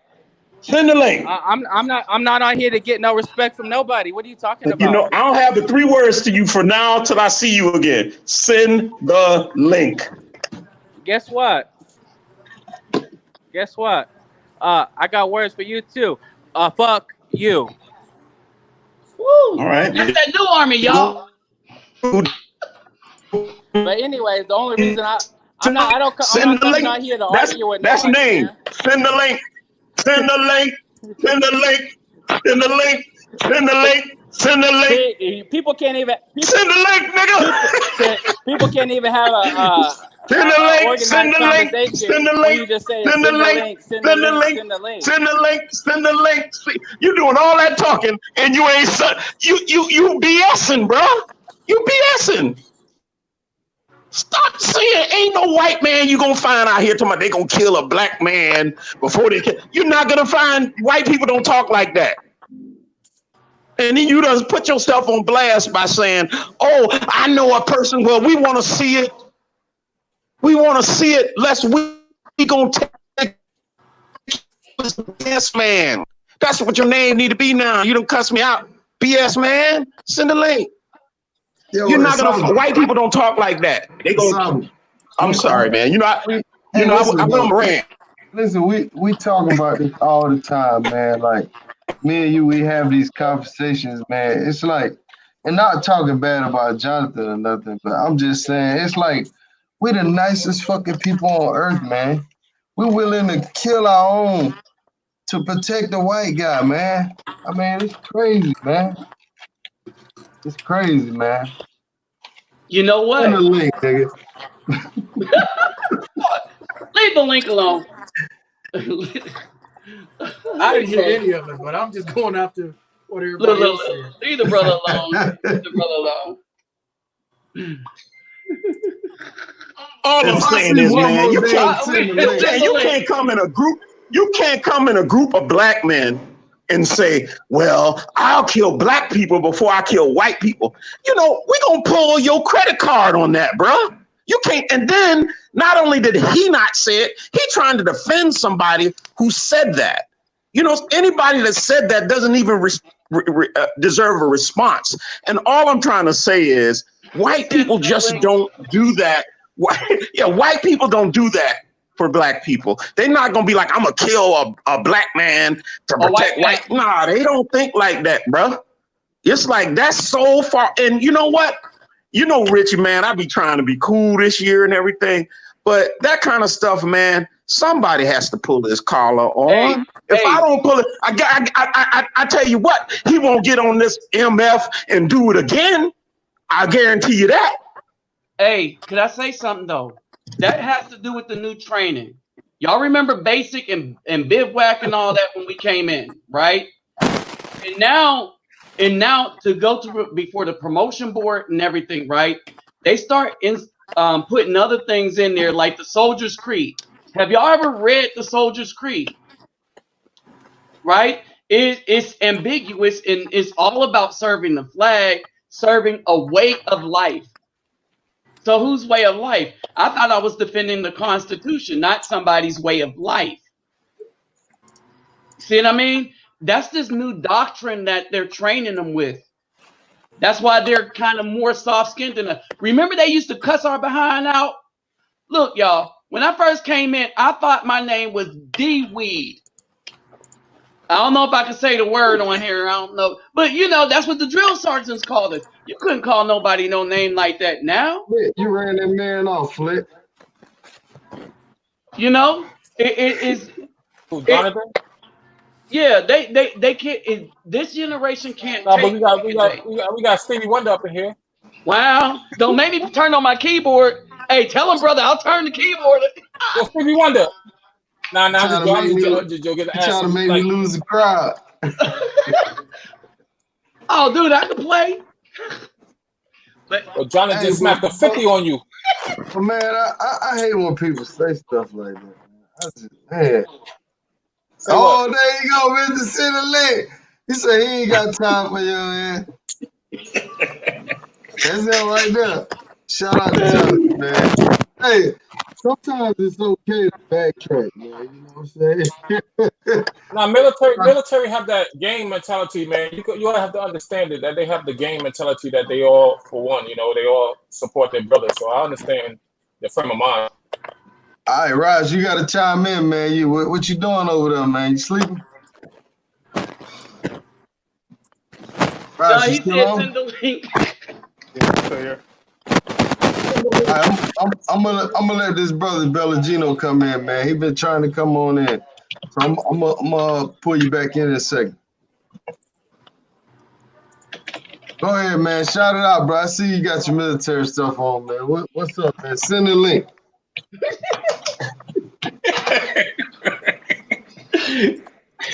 Bellagino, you there, man? Hello? Yeah. What up, man? Can you hear me?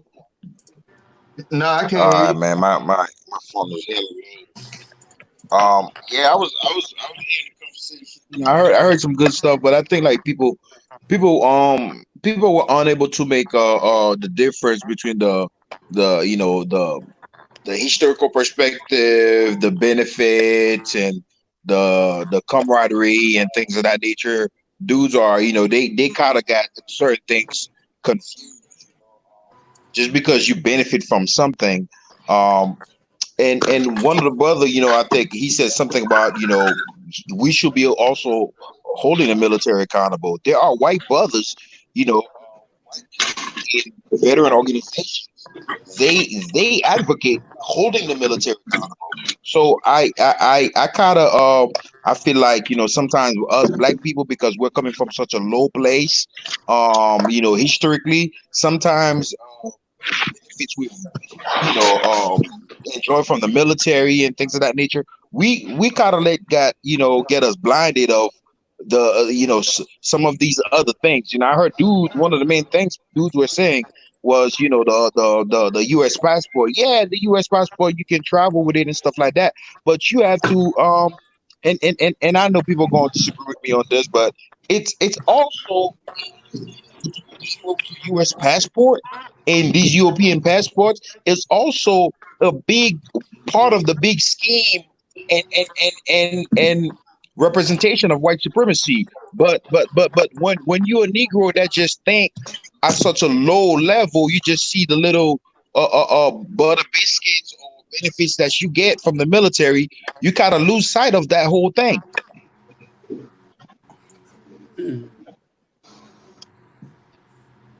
Yeah, shout out to Jonathan for that donation, man. Appreciate that, brother. I know you at work, man. Don't let us stress you out with that link shit. But yeah, handle your business. Shout out to Linda for the $50 donation. I got time. I love my brothers and sisters. Absolutely, man. We always gotta think black first, man. You don't gotta be pro-black, but just think black first, man. God damn, we already got the deck stacked against us, man. That's the point. You got to start with us first. You got to start with us first. And this brother will tell you, I'm serious about that. If you start with us first, the ones that can fight, the protectors, right? When you start with us first, then stuff can follow, right? But when the first people you throw under the bus are the thinking people that could protect, then you got a problem. When you start caring about people outside more than the people inside, then you're going to have a problem, because they will say you don't care about you, so they won't care about you. Right. And anybody who has been in the military, really, to defend the brother who's supposed to send the link, but look. When you're in the military, it is layered. It is layered because, for instance, really, when you develop a camaraderie with people who you've been fighting with, you develop like a brotherhood. But even in those situations, from the Revolutionary War to World War II to the Philippine-American War, Civil War, whatever, you still have that whole race thing that plays in there too. And there hasn't been any wars in American history where racism did not exist. So what I'm trying to say is there's still that thread of whites supporting whites in the military. Anybody who you ask any officer, anybody who's spent any time in the military, they can tell you about the racism that exists. And generally, just like in the real world, you know, when you want to really know how the real world works, just look at how the normal world works. Even though they preach brotherhood, they preach, oh, we don't see black or white, we see green. We all are not intelligent enough to know that in certain cases and in certain situations, race will override, or the color of your skin will override some of that, and it happens all the time. Ask anybody who spent any time in the military, and they will talk to you. If they have really served, they will talk to you about racism that exists in America. So race matters, even in the military. So for somebody to downplay that, and just like I said, it is insulting. I said I wasn't going to comment it because the comment was so ridiculous, you know, that, oh, I'm going to kill a black man before. You just don't want to comment on that because it's so ridiculous, right? And what I'm saying by send the link, you know, generally for the white people don't feel that way. You know what I'm saying? I mean, they're not going to really be like, oh, I'm going to defend the brothers before I defend my own. It don't happen like that in the military. The military is kind of like many times because people have to mix, you know, because people have to, but for the most part, that whole racism and all that exists is all I'm saying in the military, even in times of war. Yeah, it exists because whatever system we're fighting for, it is not our own, period. Right. We're not fighting for our community. When we go in there, we're fighting for a bigger pot that benefits the government of the United States first and foremost. We might get the crumbs that fall off the table, right? Or we might not even get them. You understand? And so because we're not fighting for our system, then we're not really fighting for things that's going to directly benefit us. Again, we might get to, I might benefit, I'm able to do the things that I do because I was able to retire. So now that I have the time and money, always had the time but not the money, or the money but not the time. First time in my life I got both. You see what I'm saying? And so I can use it effectively to help the people I want to help. And I can't imagine being able to do that had I not joined the military. But in the same thing, I've seen what it was. I've seen what it became. I was around for every battle after the first Iraq War, to include the first Iraq War, Desert Storm, Desert Shield. All right. So I seen what the military turned into. I seen what the training that these people can come into. I had to sit down in these meetings. I was an EO officer, sergeant. I was an EO sergeant. Okay. So we didn't have that like that. We didn't have those kind of issues like that. Then all of a sudden we had just, it got crazy. It's crazy. The military is crazy now.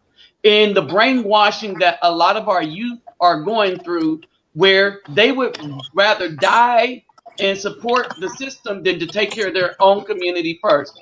I'm like this. You take care of our community first. From our abundance, we take care of outside communities. We are the only group of people that look at ourselves last when it comes to doing for somebody.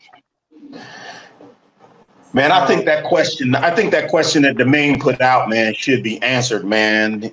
It's a really good question for the panel, you know, and we haven't answered it yet. I think I'm going back to it. I think it's a good question considering the conversation we're talking about.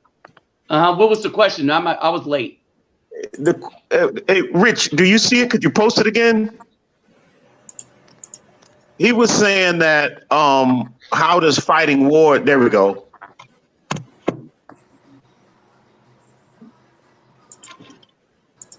How does fighting wars across the street protect? It doesn't. And this is what I said.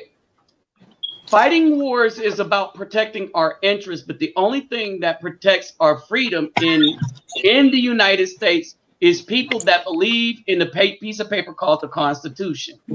All right. We have really saw a whole bunch of stuff and freedom stripped away from us.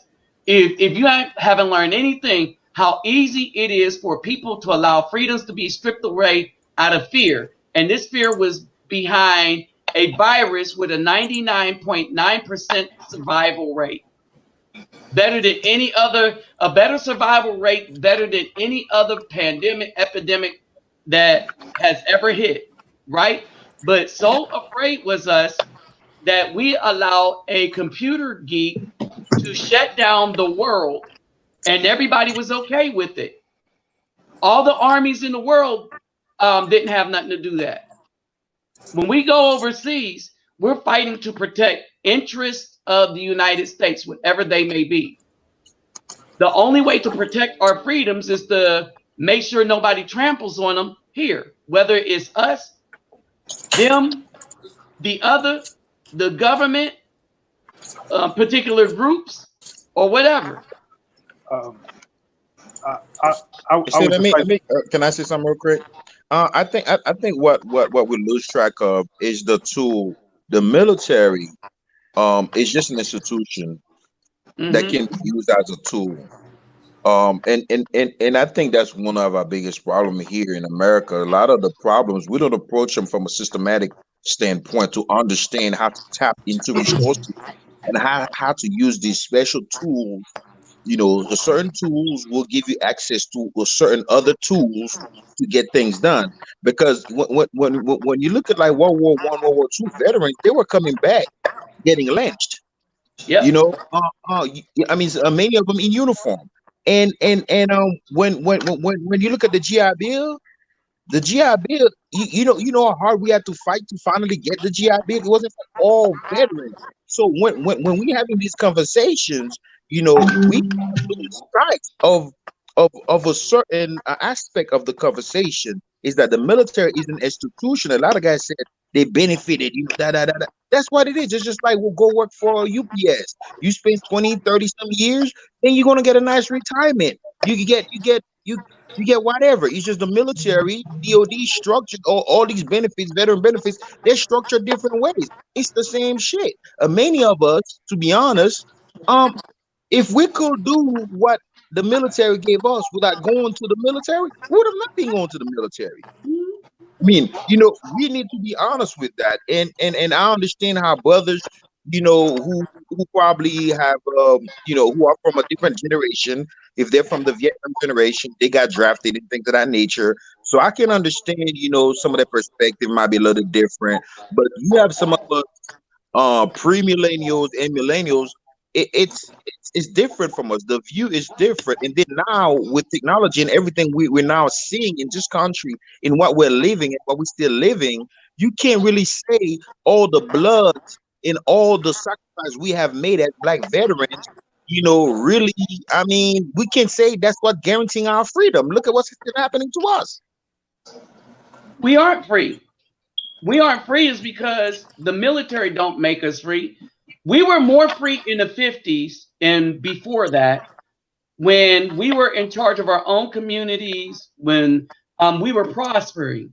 We were really prospering to the point where they took bombs from the air to destroy one city in Oklahoma, right? We were prospering and they got that jealous, right? But what happens is we forget about being ourselves and we want to protect everybody else's interest and we don't want to create our own interest. All right. And that's what I'm a strong advocate about us developing our own interests. I talk to the brothers all the time. We need to do stuff for ourselves, by ourselves, for ourselves first. All right. And can I chime in on that real quick? Go ahead. Sorry. But I hear what you're saying, but how often is that practiced? Because that could be a Black bank right now, like say like in Atlanta right now. How many people have money in that Black bank? Are they going to go to that bank or are they going to go to a different bank? We don't support our own people. That's part of the problem.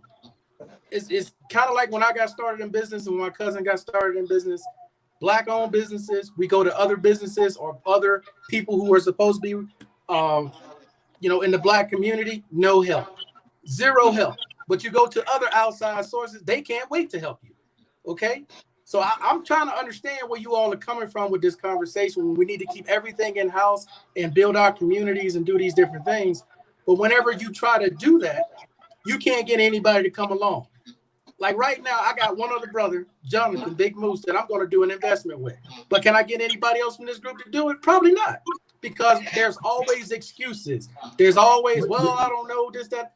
Look, the bottom line is this. There's too many of us that's not willing to help each other. We talk a big game. We all have supposedly good intentions. But when rubber meets the road, we don't do it. Everything is a maybe, a well, a okay, but they don't do it. So I Can I say something to that? Saying. But when it comes to our own, there ain't too many of us that's actually going to put rubber to the road. We just going to. Yeah, but I think you guys are a little bit getting off point. You know, black people supporting black people or black solidarity is like a whole nother show. I thought this was the military thing. Which let me say this. Hey, I think it's important. You know, I think it's an important conversation. That ain't got nothing to do with what we I'm talking about. You know, we're talking about the military and black people and everything. That's where we're at. I don't know how the hell we get on these other things. All right, we got on this is because we were talking about what is the benefit of the military, and most of us are fighting the military to benefit the United States, which don't directly benefit our community and our people. Which goes to the question but I had to answer that because I can say this to you, reluctant. You know, now I have time in the military. You know, just like I think the brother Gator was talking about. You know, and we all know there's people who got out of the military, retired. I mean, you know, people who have went in like me because they needed a job, not so much as they were so patriotic. Now, how is it benefiting millions of black people now?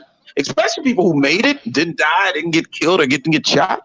I mean, I got 2 daughters in college right now. I mean, in Florida, man, you know, they pay for their college. Not only are they paying for their college, you know, not only are their colleges free, you know, they get a little stipend for going to school. You know what I'm saying? So I could go on and on. I mean, I can go on and on about the benefits of if you make it. You know, I mean, the benefits, some of the benefits of retiring out of the military is better than any company in the United States. I mean, you know what I'm saying? And in reference to like medical and free dental and being able to, you know, get on hops and the list goes on. So this is one variable. How has the military benefited African Americans? I can unequivocally say there has been millions of African Americans that have benefited from going to college, millions of African Americans that have benefited from their pension. They say when a person retires out of the military, even if they're just a gunnery sergeant, if they happen to live for like 20 years, their pension is worth millions. So you were a Marine. Yeah, I was Jawhead. All right, let me say this. Let me answer his other question. He said the one about how do we help the community. When I first started going to these places, don't forget the main question right there, because I don't think we got to the benefit to the root of this question. So we gotta make sure we answer this question. Brother, I'm about to get to the root of it. To your question, to the dude with the building all right, the only one without a face. All right. To your question, when I first started going to these places to give stuff to children, it was me by myself. Then people start donating to my channel, so I had more funds. Even when people shut my channel down because they didn't like what I was doing, even though I was putting people in college, I was using the money. I was putting people that had holes on, like thousands of dollars a hole, putting them back in college. I was paying people's rent, bills, and stuff. Then when YouTube cut that funding, people start donating, but then other brothers start coming in and helping me. And then other brothers start coming in and helping me. But if I wouldn't have said, well, maybe I'll go out there and I'll do it myself first. and see what happens, right? Then had I waited for somebody, and some of the times if we have an idea, some of the times we might, if we financially can and have the time, some of the times we might have to do stuff by ourselves and then see who comes in when they see what you're doing. You see what I'm saying? And I'm one person that turned into a group, and who knows where that might go. You see what I'm saying? All right. So that's what I was talking about. I don't But expect answer the main's question. Answer the main's question though, when he was like, "How does going in the military?" Because I want to answer it, but I want you guys to answer it too. I thought I did. It don't. It doesn't help the community. I can see. I can see that. It helps. Going to fight wars over there don't necessarily help our community. It might help you stay in the military, but fighting the war outside of the United States don't directly help the community. The military help people in the community, and that's part of our job. So when we come back, we help the community by sending our children and stuff to school. But to the guy's point, it doesn't protect our freedoms. That's what his question was. To my point, the only thing that protects our freedoms is people understanding what they are and not letting people trample on them. Here, the military don't have nothing to do with it. The military protects you from China coming over here with the army and taking your freedom away. But if you let a virus take your freedom away, then what good was having the military? You need protection from the virus and China. What are you talking about? No. I answer the main's question directly, because he's basically putting it this way: as an individual, how does someone going off into another country, protect America? I respect that question, but I think I understand it too. But I think I feel on both sides. You know what I'm saying? It kind of like what you were saying, Nabi. If we didn't have military presence, then what would happen? To African Americans. You know what I'm saying? If we didn't have that military presence, and certainly African Americans are helping in that effort. So I can see a direct benefit to that. We don't, we are, I'm not going to say we're safe, but we're relatively safe. You know what I'm saying? So that military presence, that African Americans in the military, and I'm not talking about justifying all of their public or their foreign policy. I'm not getting into that. That's another conversation, But to answer his question directly, I can see how African Americans in the military benefit, or how it protects America. Yeah. But there's an old saying, from people being in the military, it helps people be free. People don't have to deal with the ugly side of the military. I will say this. I will just say this because of why I stayed in Salon. It does give us a level of respect that so many would go over there for whatever reason and do it honorably. It gives Afro people a level of respect, especially Afro men, amongst certain individuals. Maybe not all of them, but it gives a level of respect. I've gone to Vidor, Texas. All right. And I did time in the regular Army, Guard, back to the regular Army. When I was in the Guard, I had to go back and forth. There were Caucasian people with tears in their eyes because I was serving that would not let me pay for food in a place we know is racist. It gives you, it said to them, okay, he's not one of them. There are a bunch of them that will stand up, and in their eyes, they think I'm directly protecting them. So there is that amongst a certain population in the United States, when these things go on, and they see a bunch of Afro people in this day and age come back, right? For many in a certain group, it gives us a level of respect that we would not have had none of us went on over. You You see what I'm saying? Had none of us joined. He's back. What up? What up, John? Hey, yeah. They talking about I got ran off the show. I told you before the show started that I was at work and I had some shit to do. Right. I knew you was here on limited time. Yeah. I get it. But anyways, I was just defending what Mayor said, and they took it in a whole different way. I just said that he's talking about camaraderie, and I didn't say that white people are running around talking about, oh, we're gonna die for. But this is probably the same type of niggas that probably think that the Underground Railroad didn't happen with fucking white people helping. I'll say this, man. Your use of vulgarity says a lot about your confidence. No, And because I you would don't. say, Cause oh, you the one that just said, and you're "Motherfucker, send the cutting me link, off. send the link, motherfucker." Look, I can talk with common sense. All right, and you're cutting me off says a lot about your send the confidence. link, send the link, send the link, send the link. That's what you did to me. I can't even get my point across because that's what you did to me. Now you mad? No, because you're trying to clown somebody. You ain't gonna let me. We're trying to have a conversation. Okay, you ain't gonna let me speak. Yes, just go ahead. I'll go ahead and be quiet. I was just saying, you the one started with the vulgar language talking about motherfucker send the link. All right, that ain't vulgar. You talking over me. You talking over me. I never cussed you. All right, I'm gonna be quiet. You talking over me. You doing the thing you don't want me to do. All I was saying, what Mayor was saying, he not saying that he turning around killing people in his company, in his battalion for white people. He's talking about he would lay his life on the line. All right, is it my time to talk? That ain't what he said. And white people are not just out here running around talking about I'm gonna lay my life on the line for I'm gonna die for black people.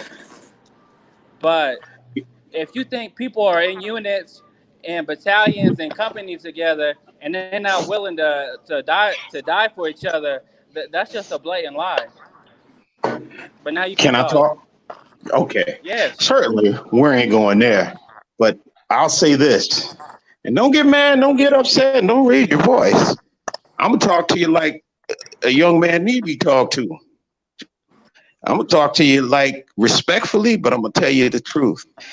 Any person that would defend I'll kill black people before I'll kill white people, once you hear that, you be like, wait a minute. Everything's supposed to stop at that point. You can't properly defend that type of statement. He didn't say that. You said you're gonna let me talk, right? You said you're gonna let me talk, right? You're gonna let me talk, because if you don't want to let me talk, I'll shut up. You're gonna let me? Okay. Anybody, when a person said that, the first thing I said was, that don't even require a comment, because it was so, the way it was put, it was so ignorant. You don't respond to ignorance. Yeah, and I mean to say ignorance. You don't respond to that. You don't defend the person saying something that degrading to black people. Once you jump on somebody back like that, by saying some stupid crap like that, it's almost like saying, like, man, I slap my mama one day if I need to. Why that gotta come out your mouth like that? And so that brother or that statement does not require any defense. He made himself look bad. And when you jump on his team like that, that's not what he said. It puts you. I thought you was gonna let me talk. I thought you was gonna let me talk. I thought you was gonna let me talk. I thought you was gonna let me talk. I thought you was gonna let me talk. I thought you was gonna let me talk. You ain't gonna let me talk. So guess what? I'm gonna shut it down. I ain't gonna say nothing, because I ain't going back and forth for no youngster. You don't even know how old I am. He with his white buddies right now. Hey, let me say something right now. I understand. Like I said, we talked about this before. I understand the financial incentive and the travel incentive of joining the military. But some of you, like I said before, have developed an emotional attachment to this thing we call the United States. So I think it's corny and coonish. I'm gonna bring the banjo out for you niggas next time.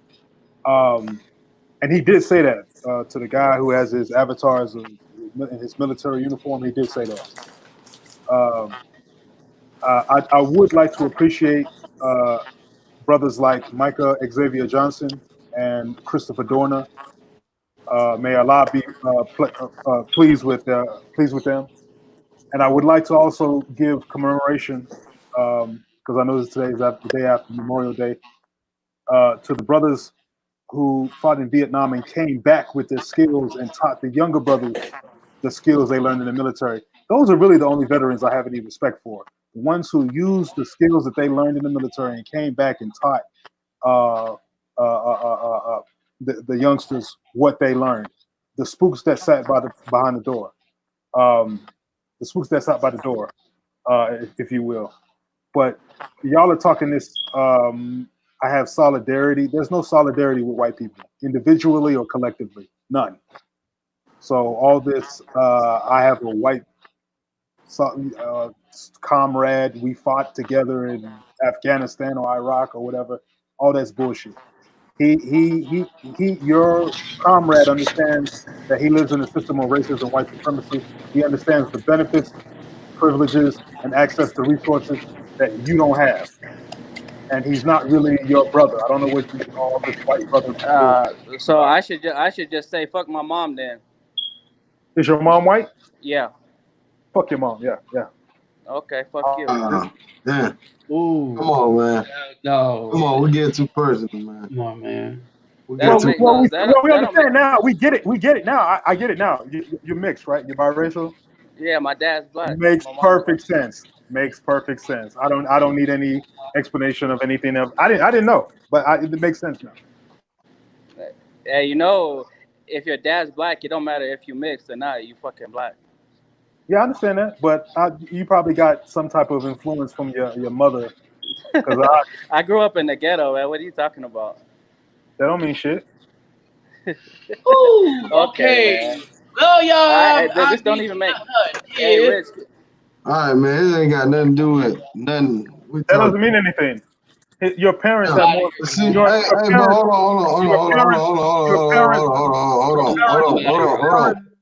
on 1 second. What we doing now is black on black. You see what I'm saying? We talking about being better people. Now we starting to attack each other. That's what I'm talking about.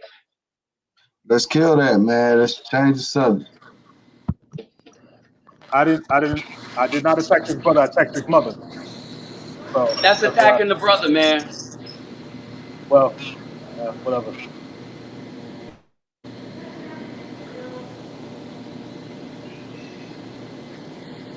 Look, going back to the young man who came on and say he'll kill a black person. That's just an area. I didn't say that. Somebody else said that. Did I say that? Did I say that? Did I say that? I said, let me repeat what I said. You ain't got good listening skills. Did I say that? No, I didn't say that. No, I didn't say it. Stop it. Stop it. You're just being argumentative for no reason. I said, going back to the young brother who had said he'd kill a black person, in front of a white person, is just unnecessary in a black group, is what I was about to say. You're so defensive, you can't even think about what I'm saying out of my mouth. You're so emotional. Stop it with all that emotion. And I said I wasn't going to even talk to you no more, so I ain't even talking to you. I just don't want you to cut me off. All I'm saying is, man, you can't, it's difficult to defend a person who throws black people under the bus. That's all I'm saying. It's very difficult to defend a black person in a black group. Can I talk now? Can I talk now? Go ahead, man. Go ahead. All I was saying, I know how Mayor talks. I listened to his shows before. Mayor's not saying it. I'm gonna kill. How he was trying to say it. He's not. The vocabulary that he using. He's not saying it right. What he meant. He meant to say it in a different way. That's what you're saying. The context in which he said it. Because I know how Mayor talks. He's not. He didn't mean to say that he would kill a white He a doubled black down on it, person. bro. He doubled Huh? down on it. He doubled down on it, bro. Yeah, and there's an old Chinese proverb. If you can't say what you mean, you can't mean what you say. Get out of here with that. I can't defend that, bro. I cannot defend that. And I'm gonna be honest, man. I'm not gonna have that shit on my channel. Period. If somebody talking like that, they cannot fucking be on my channel. Don't fucking come back. Period. I love my race too much to be around people like that, man. Man, look, let me say this, man. I'm gonna tell you why it touched me, man. And I'm not gonna try to offend nobody. But look, man, we get so much flack from the police. We get so much hate from white folks. We get so much hate. The last thing we need to do is hate on each other, man. We can't do that, man. We can't hate on each other and then try to defend that behavior. No, man, we can't do that, man. If you love black people, you're not gonna try to, you be like, man, I don't like that crazy stuff them dudes in Chicago doing or whatever, but you ain't gonna throw them people up under the bus, man. Don't do that to our people, man. We don't deserve that. Just think about it, man. You have to go through as a brother, man. You walk into the store, man. You got to be watch. You got to be careful. You police getting stopped. We dealing with all that. And then we got to deal with another brother attacking brothers or saying something so foul. Man, we can't justify saying I'm going to kill black people. You just ain't no way around it, man. We have to deal with so much. The last thing we should have to deal with is ourselves throwing us under the bus. It ain't right. It ain't fair.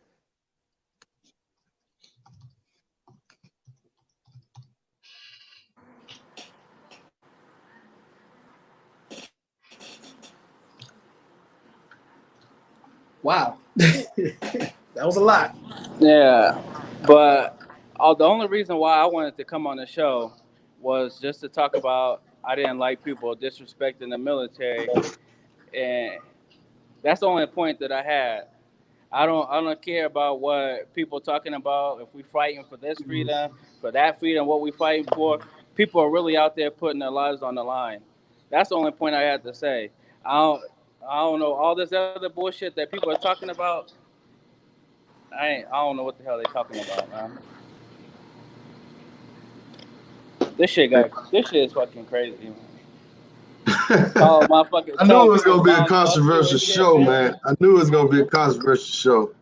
But we trying to learn from this show. We trying to build from it. But man, when And folks start talking about they'll kill their own race for another race. He only been in the military 3 years. Man, get the fuck out of here with that shit, Yeah. bro. Hey, let Can I me say say something real this. quick, Rich? The dude's only been in 3 years. He ain't seen nothing. Yeah. Let Let me him say be in. something real quick, big bro. Let him be in more. Let me say You'll something real see. quick. I think a lot of the times we kind of forget the conditioning that we go through in the military, and a lot of brothers can fall victim to that because a lot of us we get away from home and we're way over there. Yeah, we have the camaraderie and all of the friends and new people we meet, the experience and shit like that. And sometimes it all can happen to be a bit of a fantasy because when you're in the military, you eat, sleep, and shit military. So even that's why they always talk about when brothers leave the military, when people leave the military, like they go through a lot getting readjusted back to normal way of life, and understanding life because it's almost like you were out of this universe, you were in a whole other universe, and now you're coming back on Earth, and there's a lot of things you must get, your mindset, you know, uh, uh, uh, um, break down from. You have to detoxify yourself from from a lot of the brainwashing, because it comes with it. Being in the military is not an easy thing.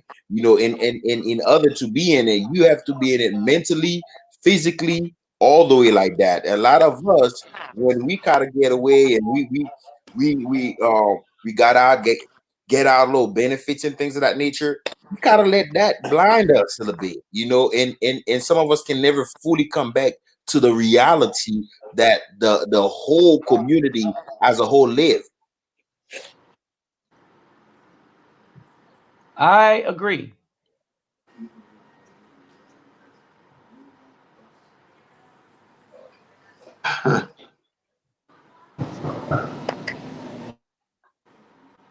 Hey man, look, this shit becoming a clown show, man. Like, I'm gonna be honest, man. You know, I'm not a huge YouTube channel, and I need every subscriber I got. But man, I'm telling y'all gotta stop disrespecting the guests, man. And we gotta stop coming at each other's throat. You know what I'm saying? I'd rather lose a subscriber than have a brother come at another brother's throat, man. I mean, that's just what it is, man. This shit don't mean YouTube don't mean a whole lot to me, man. Not for a brother to come on here and say, "Oh, I kill another black man." Come on, man. What the fuck? That means you'll shoot your mom in the head and say this white man. That's what you saying, basically. So, man, we're gonna have to respect the panel, man. If we can't have a conversation without respecting each other, y'all in the chat the same way. You know, y'all can say different things, but man, don't take the shit overboard, man. You know what I'm saying? Don't take it overboard, man. That's the problem we got in our community now. We just always attacking each other. You know, let a white man come across you, you want to do nothing to him. Wouldn't say nothing. You know, we got police officers standing on our necks, shitting on our heads and shit. We on the internet talking about, I'll kill you, bro. You know what I'm saying? Mm-hmm. But when shit hit the fan right in our face, we ain't doing shit. You know what I mean? So stop all the clowning, all the bullshit, man, and be mature a little bit, man. You know what I'm saying? Shout out to Boogaloo all day, whatever it is. He tried to get at my brother Markel. I don't know why.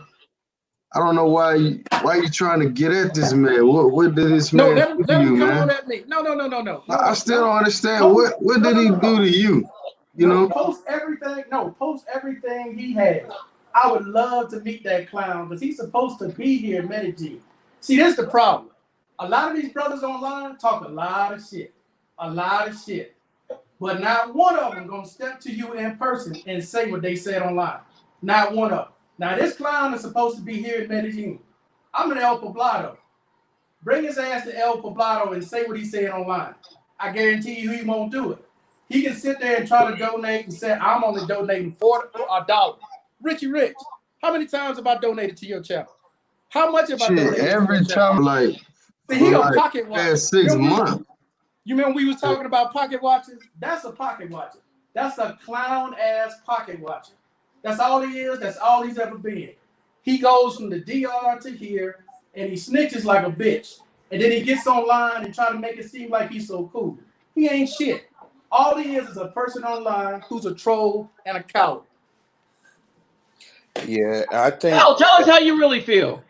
I think we need to start appreciating our own people, our brothers, you know, that serve in the military. I do understand that, and this is one of the reasons that us black veterans, you know, there's a lot of things that white veterans, you know, they use that veteran status like crazy, whether to get in politics, whether to do business all around, you know, to do government contracts and things of that nature, to open business and give other people jobs and stuff like that. I think all of us, we could be doing that same thing too. And I think well, I don't know the statistics on it, but I will say that it does kind of affect many of us who does have this wealth of resources in our hand. When we're not being appreciated by our own people, it kind of tame down some of the motivation that it will take to tap into these resources and create opportunities for our own people. Hey, to the Right. brother, I think you're right, brother. And I swear, man, I listen to you, man, and not only you, but reluctant Nabi, man. And I think we think alike, but the love that we have to have for each other, man. I mean, we have to consciously really think about it, man, because, you know, black people, black men, and I'm not, you know, it's amazing. I have to say this every time when I talk good about black men. I'm not saying this is a gay thing, right? But black men, man, we have to love each other, man. I think that I did an article on my channel about how important it was to love other men. And, you know, and this is the second time I'm saying it ain't no gay kind of thing. People have done studies on this, man. The happiest. But anyway, I'm just agreeing with you, brother, man. And not only do we have to respect one another, we have to love one another. But at the same time, too, man, we can't be so sensitive because that's what friends are for. You know, like, Dion, that's what friends are for. We have to check one another. And as long as we ain't like cussing each other out, as long as we ain't calling each other names, then that needs to happen. That needs to happen, man. Let me say this to the dude sitting on the steps. Look like, oh, you're a lava. I know what steps you're sitting on. You sit. We can't hear you, bro. You walk away from your mic. Oh, sorry. He said to the brother sitting on the steps in Escada Amoreto, right by Lapa. What's up? Remember, I said in the beginning, and I tried to tell the other old cat on here that I have gotten more respect from Caucasian people from being a veteran than our own. Our own do not seem to appreciate. But you have to understand the context, the historical context. It is. Oh yeah, that's what I'm getting to. That's what I'm getting to. Our own. When we look at our own, you would think that our own would appreciate brothers coming out with something. Would appreciate brothers that go in, because at the end of the day, all right, the bottom line is this: when brothers go into the military, whether we're sent there on purpose, by accident, against our will, or in it, but we decide to do it with honor, we're thinking about protecting the hood as much as brainwashed as the other groups are about protecting their community. We are that much about protecting our community, right? You will hear us when we're walking around in the desert. Oh, I wish they would come to the hood, you know, and we mean it. I wish they would come to the hood, right? So that's that mentality there. But in our community, the Afro man is not respected for much, and it's up to other Afro men to start respecting each other. Respecting the dudes that do stuff as much as the bad people respect the drug dealers or the dudes getting out of jail. We need to start having respect for each other. If we respect for each other's opinion, I don't agree with the youngsters because y'all ain't seen nothing. But I'm not going to blast y'all because I kind of know where y'all are. Y'all got some, in time, you will see what we're talking about, right? Me, I go anywhere. I learn languages easy, right? And I use them parlay. I make friends in the favelas in Brazil. That's where I hang out. I've hardly ever been to the beach, right? It's a sad thing when I get more love from brothers there, the brothers that hustle in the airport, the brothers that hustle in Brazil, the brothers that decided they ain't going to shoot me that day. All right. It's a sad thing that I feel more love and adoration for being a good brother there than I would get here. Now I get that here on a smaller level because I got respect of other people. But I noticed that the people that respect what I do, when I talk to them long enough, they're military. But non-military people tend to not respect brothers that do a good thing that has been in the military, that veterans. We just don't. We just don't have that respect. When you say respect, are you saying they don't give you praise and things? No, we're not talking about praise. Are they cussing you Dude, out? We're not. Are they not thanking you for your service? What is it? No. We're talking about respect. Generalize a Let few me people that might feel a certain way well, to hold it, brother, a brother, whole brother, group of brother. See, people. this is what I'm Hold talking on about. a second. Hold on a second. Just the same way, there are some white veterans that the white community feel the same way about. You can't really, then they can be like, oh, white, You're oh, missing the you white point girl, of what I'm saying. I'm like not this, talking that, and the about third. praise and adoration. I'm not talking about praise and adoration. And remember, I said good people, and I said the veterans, and I said Afro men doing good things. I'm saying that in our community, we respect the people that just got out of prison more than we respect the dude that just got out of college. We respect Exactly. Thank you. and that's what I'm saying. Thank you. And this includes the veterans. We respect the dude that just the dudes that 5 o'clock in the morning, where you going to be outside on the corner. We respect that dude more than we respect the dude that's decided, well, I'm gonna try to make it out some way that's decent, that might bring me some future, that might bring some children some future, that might bring a wife some future. All right, we respect those dudes more than we respect that man that wants to do better for his family. That's what I'm saying. I understand what you're saying, but the same goes with But the you didn't black understand. educated If you nerd. understood what I said, if you Same shit understood goes what with I the was black saying, nerd. if you Same shit goes understood, with the black nerds, the educated nerds. It's not a thing that's just synonymous to just black veterans. I understand what no, you're no, no, saying. no, You have that no. If you ignorance in our understood what I community. was saying, then you wouldn't have came at me the way you did. All right. When I said this, is that when I say black veterans, all right, and I'm doing apples to apples, black veterans, white veterans. When white veterans go home, their people have respect for them as a good person. I think you mean celebrated. You are not celebrated, bro. That's what you're talking about. See, there you go. I didn't say that. See, I didn't say that. And see, this is the problem. Jacked up mentality like this. And this is why a lot of us older people get pissed off. We don't It's want not jacked up celebrity. mentality. Look, It's dude, you don't know me from a can of paint. Okay? You don't know me from a can of paint. You don't know what I've been doing. You don't know what I've been trying to do. You don't know how low key what I've been doing. I've kept because I don't want celebrity. Because when you get celebrity, people try to destroy what you tried to build bro. You up. misunderstand So what I'm brothers saying, here, man. hold it.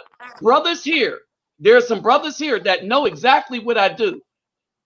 All right, they just didn't inform I'm you, but using they words in know their what I correct do. context. But it ain't about celebrity. We're tired of people like you I'm not that talking about celebrity. It's not about celebrity. Like hold it. No, it's the way you come celebration, at being me. celebrated It's doesn't mean no, you're a you come celebrity. at you. Hold on, because I don't agree with your worldview. You decide to come at me with disrespect because you ain't trying to hear what I'm saying. I I'm didn't not talking about disrespect celebrity. you. I'm talking about the condition of the community. All right, I'm not talking about celebrity. See, you're another one of these young brothers See, that now you don't get it. judging me, even though I didn't even say nothing. I'm one of Because those you brothers. sound like a young brother. You sound like I, somebody that I, haven't lived long enough to know what somebody like bro, me I am talking young. about. I understand your perspective. We might have different Hold perspectives, and it. I If respect you that. understood But you my perspective, misunderstood what I hold it. said, bro. Listen, Hold listen. it. You said you want celebrity. When No, no, no, you no, no, tell me, no. Not celebrity. Listen, listen, listen. I mean celebrity. You're not. We are not celebrated. What I mean by that is that in black neighborhoods, right? When you go to a nice, let's okay, let's not okay. When you go to the hood, a black hood, and when you go to a nice black neighborhood, you can do the statistics. How many yellow flights, MIA missing flights you see up there? You know, I mean, you see up there like you will see in a white community. That celebration, we will never forget. Like you'll see those flags in these white communities. That's what I'm we don't talking even about. want that. We don't even want that. See, that's the other thing. It's part of Brothers, it though. It's part of the most of the brothers, package, bro. no, I'm gonna tell you, most of the brothers that I hang with that's doing stuff, right? Most of the brothers that's helping me do stuff, do what I do. A lot of people, a lot of people just see me doing stuff, right? But what I'm saying is, in our community, we don't respect people that do good. Period. We have we give more accolades and respect, and by accolades and respect, we talking about love, like we talking about favor. It seems like our community favors the wicked over the righteous, and that's the problem. Hey, Go fellas, ahead, Yeah, fellas, brother. this is fellas, my can I chime brother. in Go real ahead. quick? Go Yeah, ahead, go ahead, brother. bro. All right, what's going on, y'all? This is me, Chucky, all the way reporting live from Afghanistan.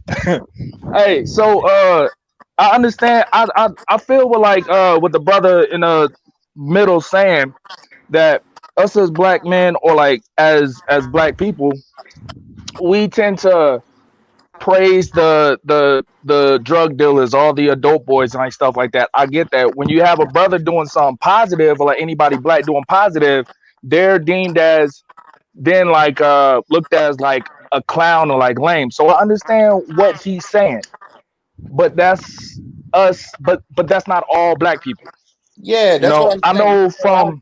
We're not saying I all know brothers, from right, not but I you, know the other with brother. me, right, but I know with me, I did 20 years in the army. I'm finishing up my like second contract being out here as a contractor in Afghanistan, and everybody I run across, it doesn't matter black, white, Asian, Hispanic, back home, um, like they give me props. You know, they're like, hey man, you know, you like doing a good job, and I did my 20 years not for any accolades. Um, I did it for my own reasons.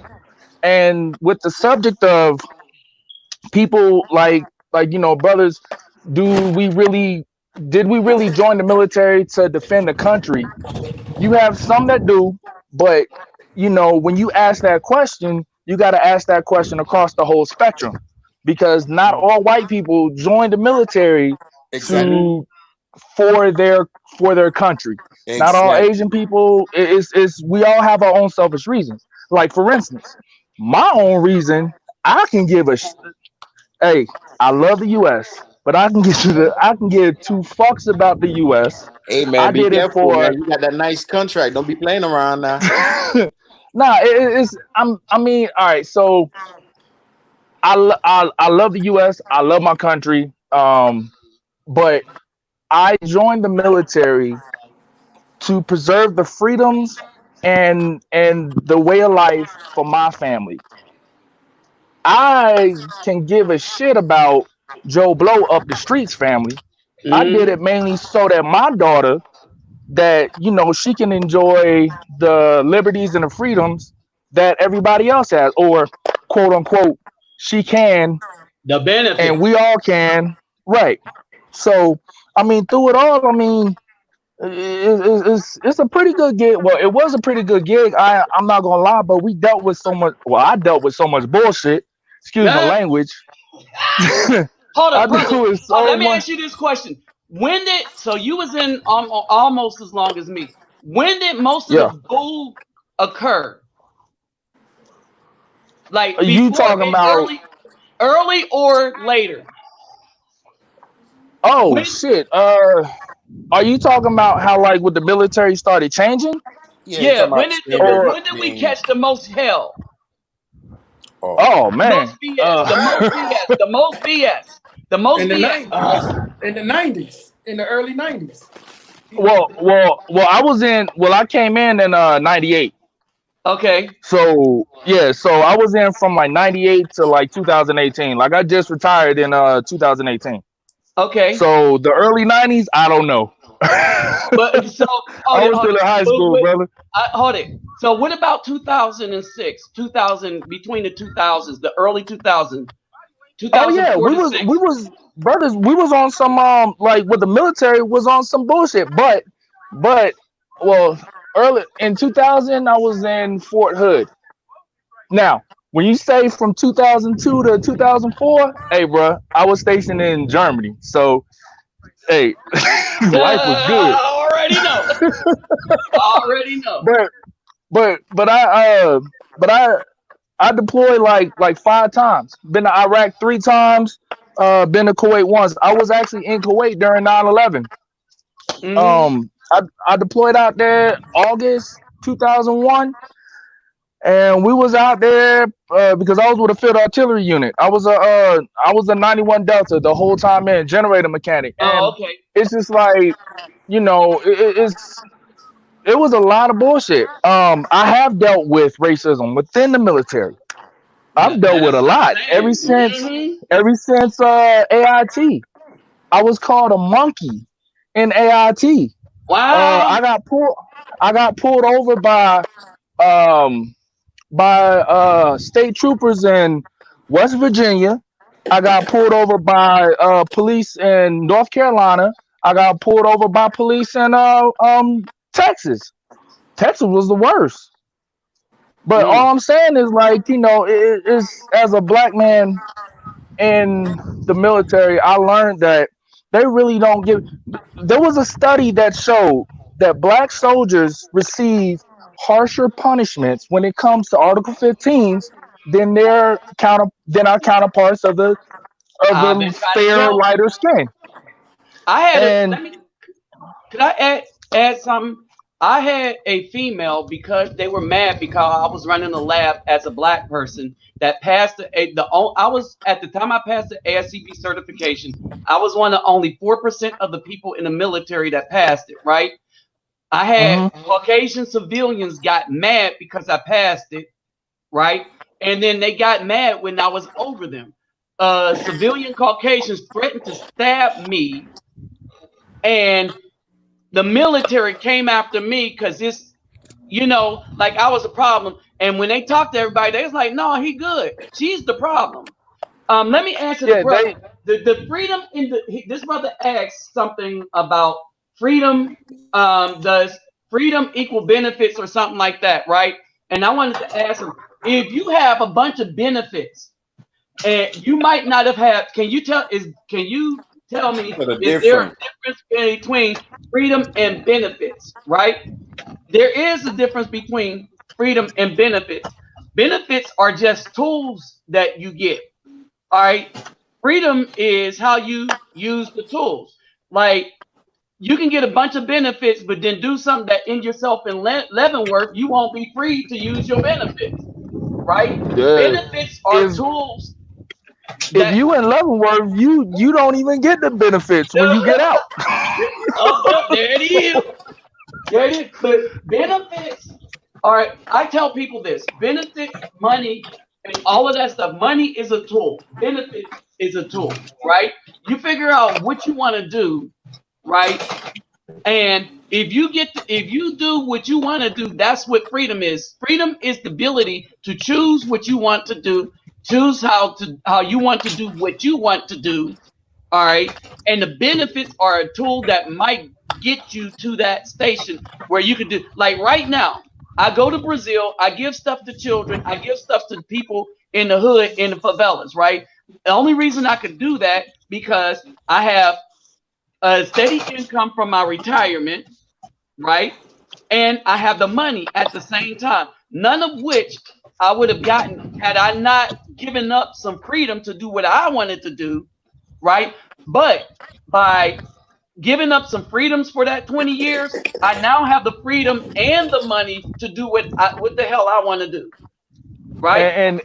And a lot of non-military, they don't understand. Like, I hear it so many times of them saying, like, oh well, you getting this much money, and, like, how are you retired at this age? And what people don't understand is a like a month or a year in the military e- is equivalent to like 2-3 years of actual Yeah. real life. Yeah. Like, I'm 41 years old, but my body's like 82. Who you telling? I mean, it's like, nobody's saying that when we got to go to the field, and then for no reason, like, you're up 2-3 o'clock in the morning pulling guard duty for what? Gate guard for what? There's nobody else out there. But you're out there for like a week, 2 weeks, and that includes the weekends. Mm-hmm. NTC, I don't even want to get on NTC. What about an JRTC, I don't even RTAP? want to get on those Had you two. ever had to do an RTAP? Nah, I didn't do that. Man. So it's like they don't understand everything. We like, hey, y'all aren't the ones every quarter, every 3 months, 3-4 months, well, 3 months, doing a 12-mile road march with a 40-pound rucksack on your back. Got to do it in under 3 hours. Shout outs to Fort Campbell, 101st all day. Yeah. But Yeah. Yeah. but I Let me mean, finish when you're done, bro. Okay. but I mean, when it comes to now, I wanted to get on this panel, really to, I guess, I I just started work like at 7, and I did my coffee and like everything, and then when I logged on, I heard y'all going in on, I guess, something Mayor said. I don't know what he said, but from what I can guess, um, He got a reputation. this all right. So all right, everybody, let me for all you non-military people, let me explain what a vet is. All right, so you have a veteran who joined the military and they got honorably discharged, got out the military for either the ETS, which is basically saying, hey, I completed my contract, I don't want to re-up. And then you have those that get medically discharged early, and then you have those that get medically retired. Who I have soldiers or ex-soldiers that were only in for like 3 years, and they were like an E4, which is a specialist, and they got medically retired. So Mm-hmm. they got the blue ID card, and they get full TRICARE medical benefits, and they get a check for the rest of their life. And then you have those veterans like myself that did 20 years and I retired and I got my like VA benefits. Shout outs to VA 100% all day. But Oh, nice. but and I mean hey, I'll share it with y'all brothers, man. Hey I got man, I'm at that 100% 30 for trying to get up there. I got 100% for like PTSD, man. Like it's like I said, Ooh. I was in Iraq. Like I was out there when we had to burn shit. I was out there when we was on MSR Tampa and soft Humvees rolling down the road, IEDs, like, but all we had was a flak vest and like sandbags on the bottom of our Humvee. Humvee. So yo, I shot people. I shot at people. The thing that's killing me right now with the whole PTSD thing is I don't know if I actually killed somebody. I think I did, but I don't have confirmation. So that right there is like really fucking with my mind.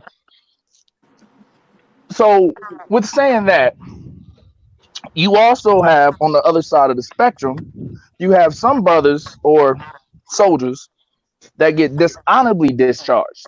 Mm-hmm. Those brothers or soldiers, those are the Quote soldiers unquote.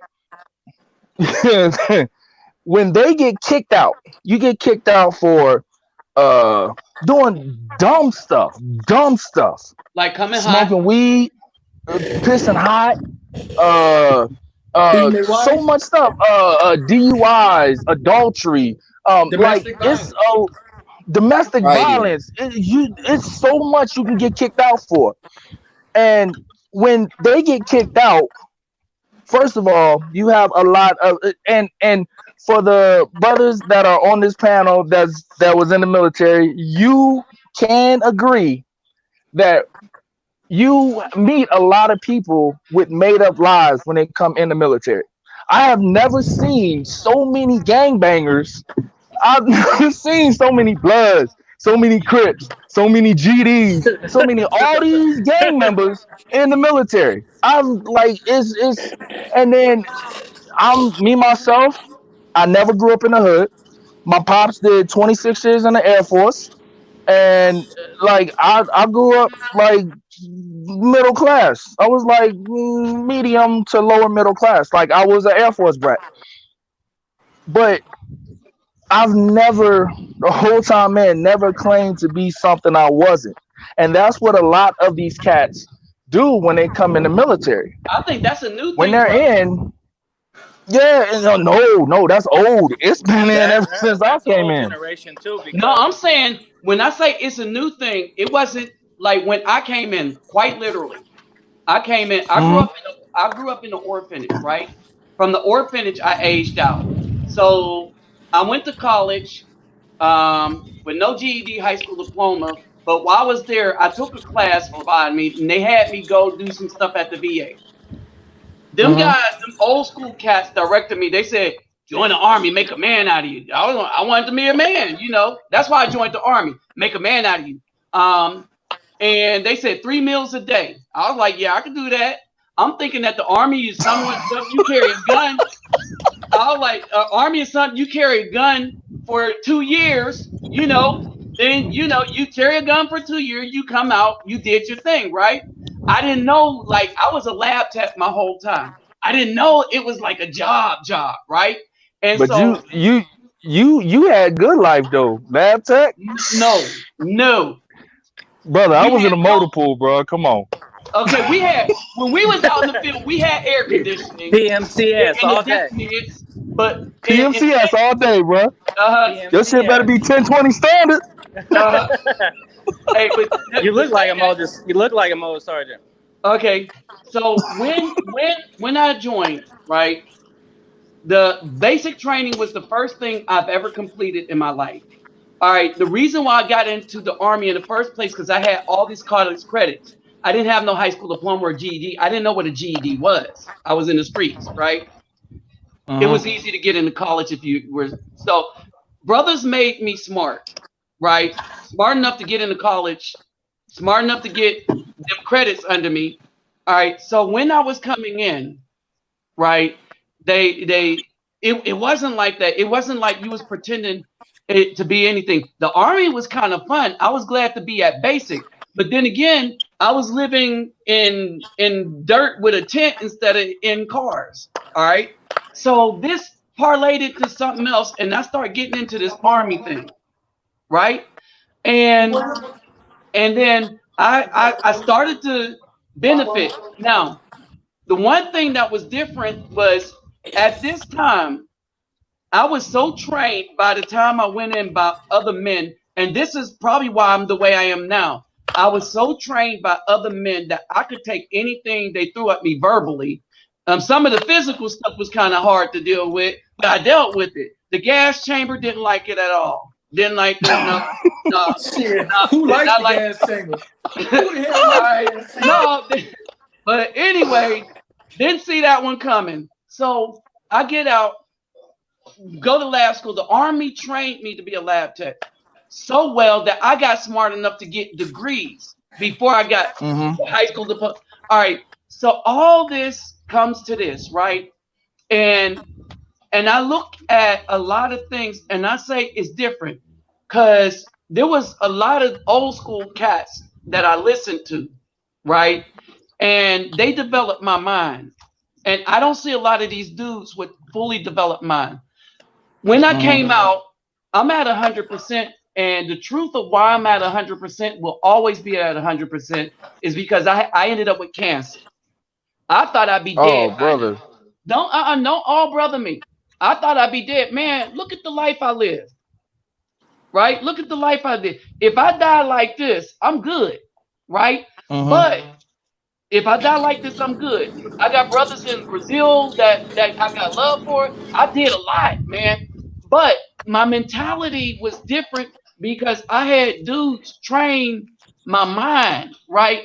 When I look at a lot of these cats coming out now, all right, what's training them, something that I don't know what's training them, or if anything is training them outside of the TV. But it gets back to my thing, is they see more honor in being a Crip, a Blood, whatever the rest of them gangs are. They see more honor in that than having a job, being in the military and being a soldier, which is why Well, brothers that are in the military that get out as veterans do not receive honor in the Black community because nobody honors it. There's more honor in being a Blood. These dudes will risk getting high. I was like, how you get, dude? You know dude. They told you next month we're having a pit. It but don't Yeah. what Can it I is say something those. on the topic? Yeah, go ahead. Yeah, go go ahead, bro. ahead. Yeah, I understand what you was talking about. What's your name? The guy that's in Afghanistan? Oh, Chuck. Chuck. Yeah, my name's Jonathan. I understand what you're talking Nice to meet about. you, brother. Yeah, I understand what you're talking about. People got fake lives because they get out the military, they make up stuff about the military. They probably say they probably kill people, they stab people. People that kill people and shot people, they're not talking about that stuff to people. Hell no. Nah, Hmm. nah. That's like the one But percent of but the 1%. If you meet somebody and they tell you that they killed somebody, they probably lying. nah, nah. Well. I was No, they'll talking say about they do it, the but they ones won't that are do it in. happily. I'm talking about the ones that are in.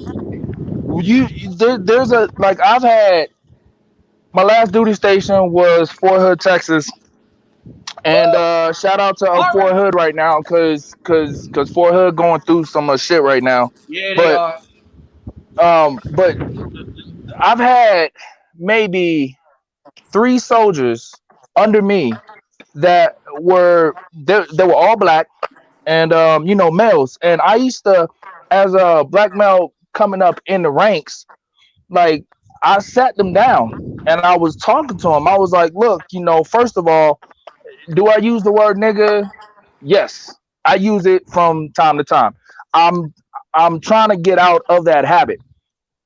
Um, but these soldiers would use the word nigga loosely, even around company. And I had to pull them to the side and I had to like let them know, yo, look, I mean, first of all, as black men, we already got 2 strikes up against us, period. You know? As black women, no, we got a strike against us already. Black women in the military have 2 strikes against them from the jump. So I try to school these young black soldiers, and I school all races across the whole spectrum, but I was tending to pay particular attention to mostly those of melanin hue, Cool. and that was only because through my upbringing in the military, when I say I've dealt with racism, bro, I got an art. Watch this. I got an Article 15, 1414. My pay was suspended for, I think it was like 500 some dollars, suspended for, it was like 2 months for a haircut. Now, what happened was, and I would never forget this, and this was my first duty station, which was Fort Hood, Texas, back in '98. And my first squad leader, he was a white dude. I'll never forget him. Sergeant Bryant. I would never forget him to this day. This dude gave me Article 15 because I had like a little blowout. According to AR 670-1, as long as your hair does not interfere with the wear of the mask and or does not affect the wear of your headgear, then it's within regs. And I did not know that his excuse was, well, it's I can add to but can't take away. As a squad leader, he did not have that power. That's Hmm. up to the command. That's up to the commander. So um I told him, I said, sorry, like my haircut is within regulations. I brought him the regulations and everything. And then he said, well, it's a fattish haircut. So I told him, I said, hey, well, Private so and so, his hair is out of regulation. His hair falls like about right here, but he Oh, slicks his hell hair yeah. back. He slicks his hair back. Son Bryant told me, and excuse my language, this Peckerwood told me, uh, well, y'all have different texture hair. It's different. And this motherfucker pushed my packet up. Well, luckily, when I went to TDS, there was a black E5 female at the front desk, and she looked over my packet and she said, "Oh no," because she said, "Because you have an afro, that's part of your heritage." She closed the packet, slid it back to me, and said, "Take this back to your unit. Have a good day." I was like, "Cool." I came back. Son Brian asked me, "Hey, so what they say?" "Oh, this is what they said. Blah blah blah blah." Dude was pissed. Mind you, fast forward about week, 2 weeks later, I get a speeding ticket in Killeen. Speeding ticket has nothing to do with my haircut. Nothing. This motherfucker held on to my packet. took that speeding ticket, threw it in the packet, and sent it back up. He was trying to There was set you up. exactly, He was trying to set you up from exactly. the get go. Hey, remember So, Oh, when the world racism does transitioned? exist in the military then. yeah, it does. Like, Shout well, out. say, Rich, Didn't I check this tell you? out. Hold on Didn't I real tell quick. you, Rich, bro? Let me pay some bills real quick. Shout out to Andre for that $20 donation. Sorry I didn't get to it. These brothers long with it, bro. They long with it. my, Uh, let me you can just shout out to Jay Mitch. Appreciate that donation. Thanks for your service, fellas. Shout out to Money Mike. Rich be having those fire lives. Appreciate you, man. I be having the lives, and then them other folk they go and take my topics and shit. But anyhow, appreciate that donation. But yeah, let hey, me put hey, Jill back in. Yeah, Yeah, yeah. there's racism in the military, bro. That's what Like, I kept. it's They was looking it's at me heavy in like the I was military. crazy. They was look. Nah, like Rich, check this out. Like, they did a study, and this is proven fact that African American soldiers receive harsher punishments. It's just like in the civilian sector with the judicial system, like with the court system. It's the same exact shit. And, bruh, if So man, yo, have just y'all because you in the noticed? military, man, that don't make a motherfucker not be racist. I mean, come on, man. Exactly. Right, We all play sports, right. and they preach the brotherhood. I get it, man. Yeah, you fighting the war, that's different. But at the same time, shit, people got their Now, feelings. hey, Still got their feelings. Rich, But let me let these hey, bro, guys, I will let me say let this though. everybody chime in, though. Let's share the mic a little Oh, my better. bad, Go ahead, Gino. my bad, y'all. No, they was talking some good shit, man. But I think you kind of just made the point, bring the conversation back to focus that even in the military, um, the actual existence of the military is, I mean, I hate to say this, people might disagree, is it's kind of there to reinforce white supremacy, even through the institution of the military itself. So Yeah. when you try to convolute the idea, okay, oh, I was in the military and I was fighting for freedom, blah blah blah, they're like I think you kind of getting things mixed up a bit. These are things that come with the military. Yeah, there are some good benefits and some good prestige that come with it. But I think we should not let that get blind us because, like brother was saying, man, it's mad racism in the military. I remember when I'm an Air Force vet. I remember when I first graduated basic training at Lackland Air Force Base. Like I was in uniform. A parent of one of the airmen that was in my flight training flight. They did something like I went right there to shake their hand. Them rednecks from Kentucky, man, they just look at my hand like, man, I just played it off, man. And after that, I never even thought about it, man. It took me years to think about it. I was like, wow, I saw what happened.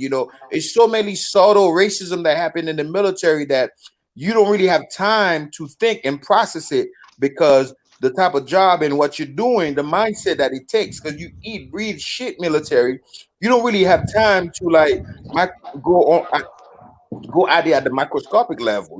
But I Hmm. do think that we need to take a step back and understand some of the people that don't really celebrate the military like us.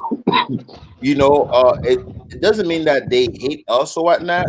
I think we have to understand their perspective because the military in itself, that institution, even though it's the same thing as corporate America. Corporate America is a tool of white supremacy, but many of us get benefit from corporate America. Many of us have high position of corporate America. We cannot let that nice position we have in corporate America blind us of Hmm. of the white supremacist leaning that it has. But this is what I'm saying. Everything that runs by money.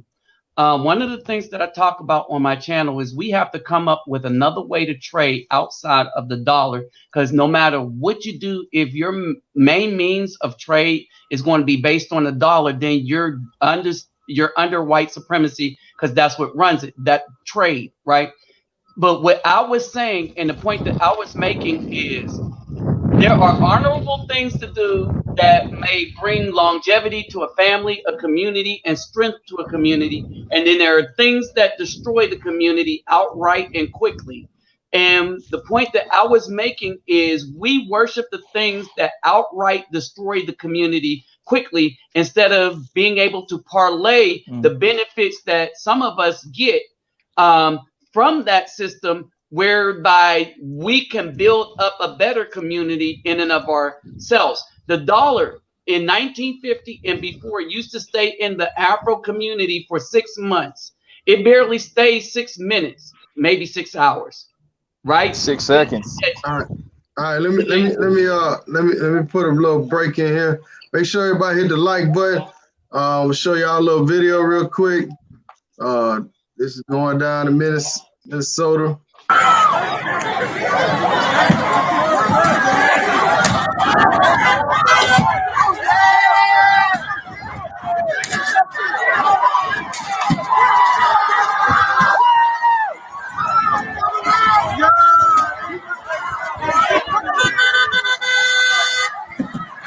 See shit like this, I don't condone it. You know what I'm saying? Huh? I don't condone stuff like this. This is not good. The guy was already fired within 24 hours. More likely they will be charged for murder. I mean, this is so extra.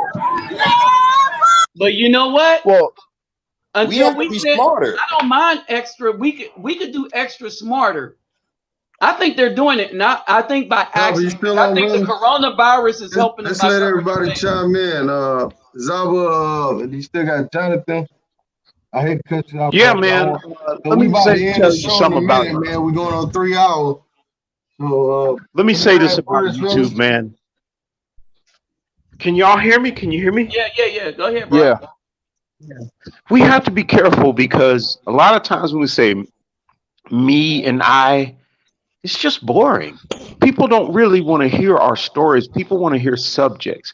I mean, I'm like about to go to sleep, and so we have to be careful of that. With that being said, I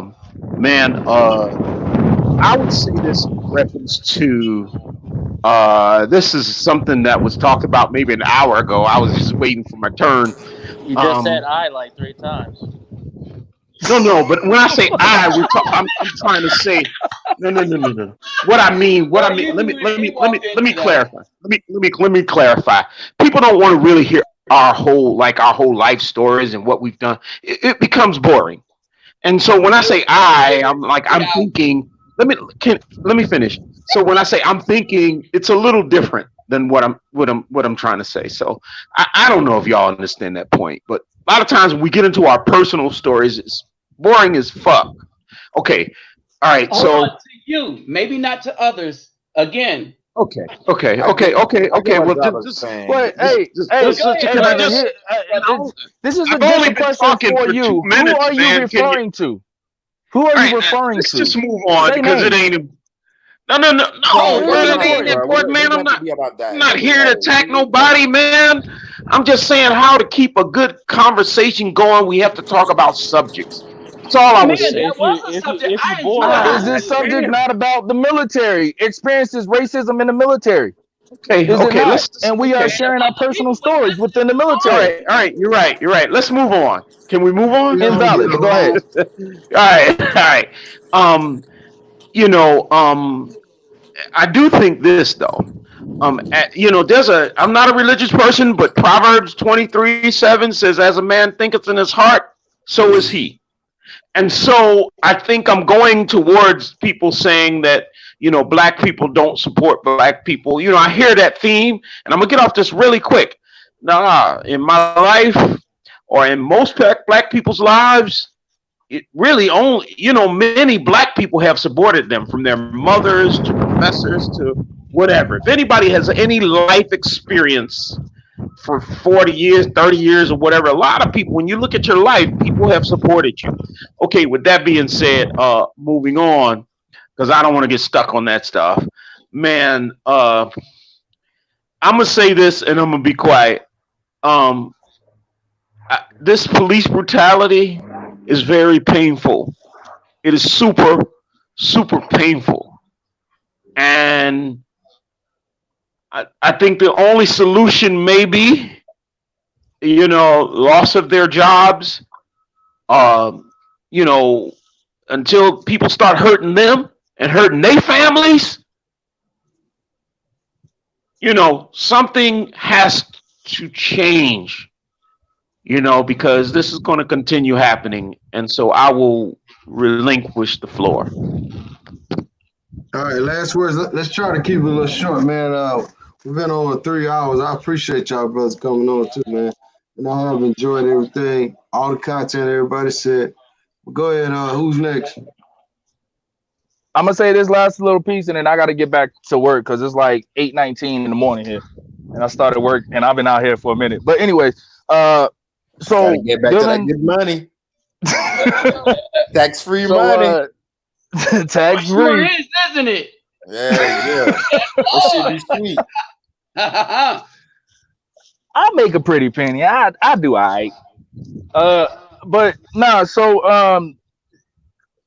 I guess when it comes to like just the average black white soldier, even when you have racism in the military, when the shit hits the fan and when it all comes down to it, when you in that foxhole, your buddy to your left and your right, I don't give a shit if he's a Nazi, KKK, Black Panther, Blood, Crip, MS-13, whoever. Everybody's gonna have everybody's back. Everybody will save everybody's lives. I will say that the camaraderie within, like I've never experienced this type of camaraderie while being in the military compared to being in the civilian sector. In the civilian sector, it seems like it's more of a everybody's out for themselves, you know. Uh, but when everything's all said and done, I will lay my life, even still to this day, for any soldier. I don't care what your beliefs are. Like if you believe in KKK, whatever. I will put my life on the line with you being a soldier. Period. Because we shared a certain bond. Now, when it comes to those that never served and like shit like that, I really don't care about them. You know. But what a lot of people also don't realize is y'all brothers, y'all can attest that being downrange, looking in those bathroom stalls, all that racism stuff written on the walls, that was a big killer for me. So, but in the end, just to sum everything up, uh, Mayor Cool, I have no issues out of him. I find him entertaining, but that's about it. That's all he is. It's just he's entertaining to me. Everything he says, I don't agree with a lot of stuff he says. I don't agree with his actions. However, just I do support him because he's a brother, and but I have my reservations about him with his military service. Yeah, I Some of got the something stuff to is kind of say sketchy. on that topic. That's the whole point that I was trying to bring up when he was trying to tell me, the brother in the red shirt was trying to tell me to send the link. It don't matter who it is downrange. You can't tell me a white man can't not gonna have my back. And there's no article that I can pull up and send you a link, and you're gonna tell me, hey, I know plenty of white men. I can call probably about 15 of them right now, and they'll die for me right now. And so I don't know what you're Hmm. talking about. They All right. they will. I And appreciate for y'all those last that words. never, We oh my bad. trying to end this shit, man. I'm tired of it. Uh, Hey y'all take it hey, easy. Wonder, I'm man. about All to get right, back to man. work. Hey, Charles, but when we do another Hey, show, hey, man, we'll get you on, bro. All right, bro. brother. Hey, bro. But what's your name, fam? Who? Who, me? Oh yeah. You in the desert Oh, Chuck. truck. Oh, okay. Are you in Chuck. the groups? Uh, nah. I'm on Okay. a Black Man Travel Group on Facebook. About it. Oh, okay. I'm gonna look you up through there. Oh yeah. Okay. That's right. Yeah. Yeah. Roll the tape. Roll the tape. We friends on Facebook. So Richie Rich, we like friends on Facebook. So All right. Yeah, Black Men's Travel Group. That's where it is. With Go ahead and give your last words, Stevie Wonder. I only have this little thing to say about all the dudes throwing rocks at the police cars. At least it's at the police cars and not our own stores. Oh, wait a minute, we don't have stores. Well, at least at the police cars and not our own apartments and our cars. All right. So at least they got a little more targeted. Things happen in a Michael Things case when they went after the CVS. We need to stop burning up our own neighborhoods when people do stuff to us. That's all I'm saying. That's all I have to say to that. Boy, that was fair. All right. Everybody said their last thing. Jonathan, yeah, you already said that. Okay. Well, hey, man, I appreciate everybody coming on the show, man. And, man, 3 hours, I think, shit, we got a lot covered in 3 hours, man, you know. But I appreciate y'all, man. I'll talk to you later. I don't know what the next show gonna be, but I'm gonna try to do one every day this week because it look like this weekend I'll be tied up. So appreciate y'all, brothers, man. Good night. All right, man. Hey, what female's gonna tie you up? Nah, man, I be having my seed on the weekend, my kid. I'm playing with you, man. I'm out, man. All As right. soon as I figure out how to get out of here. Oh, I see. Peace. Peace.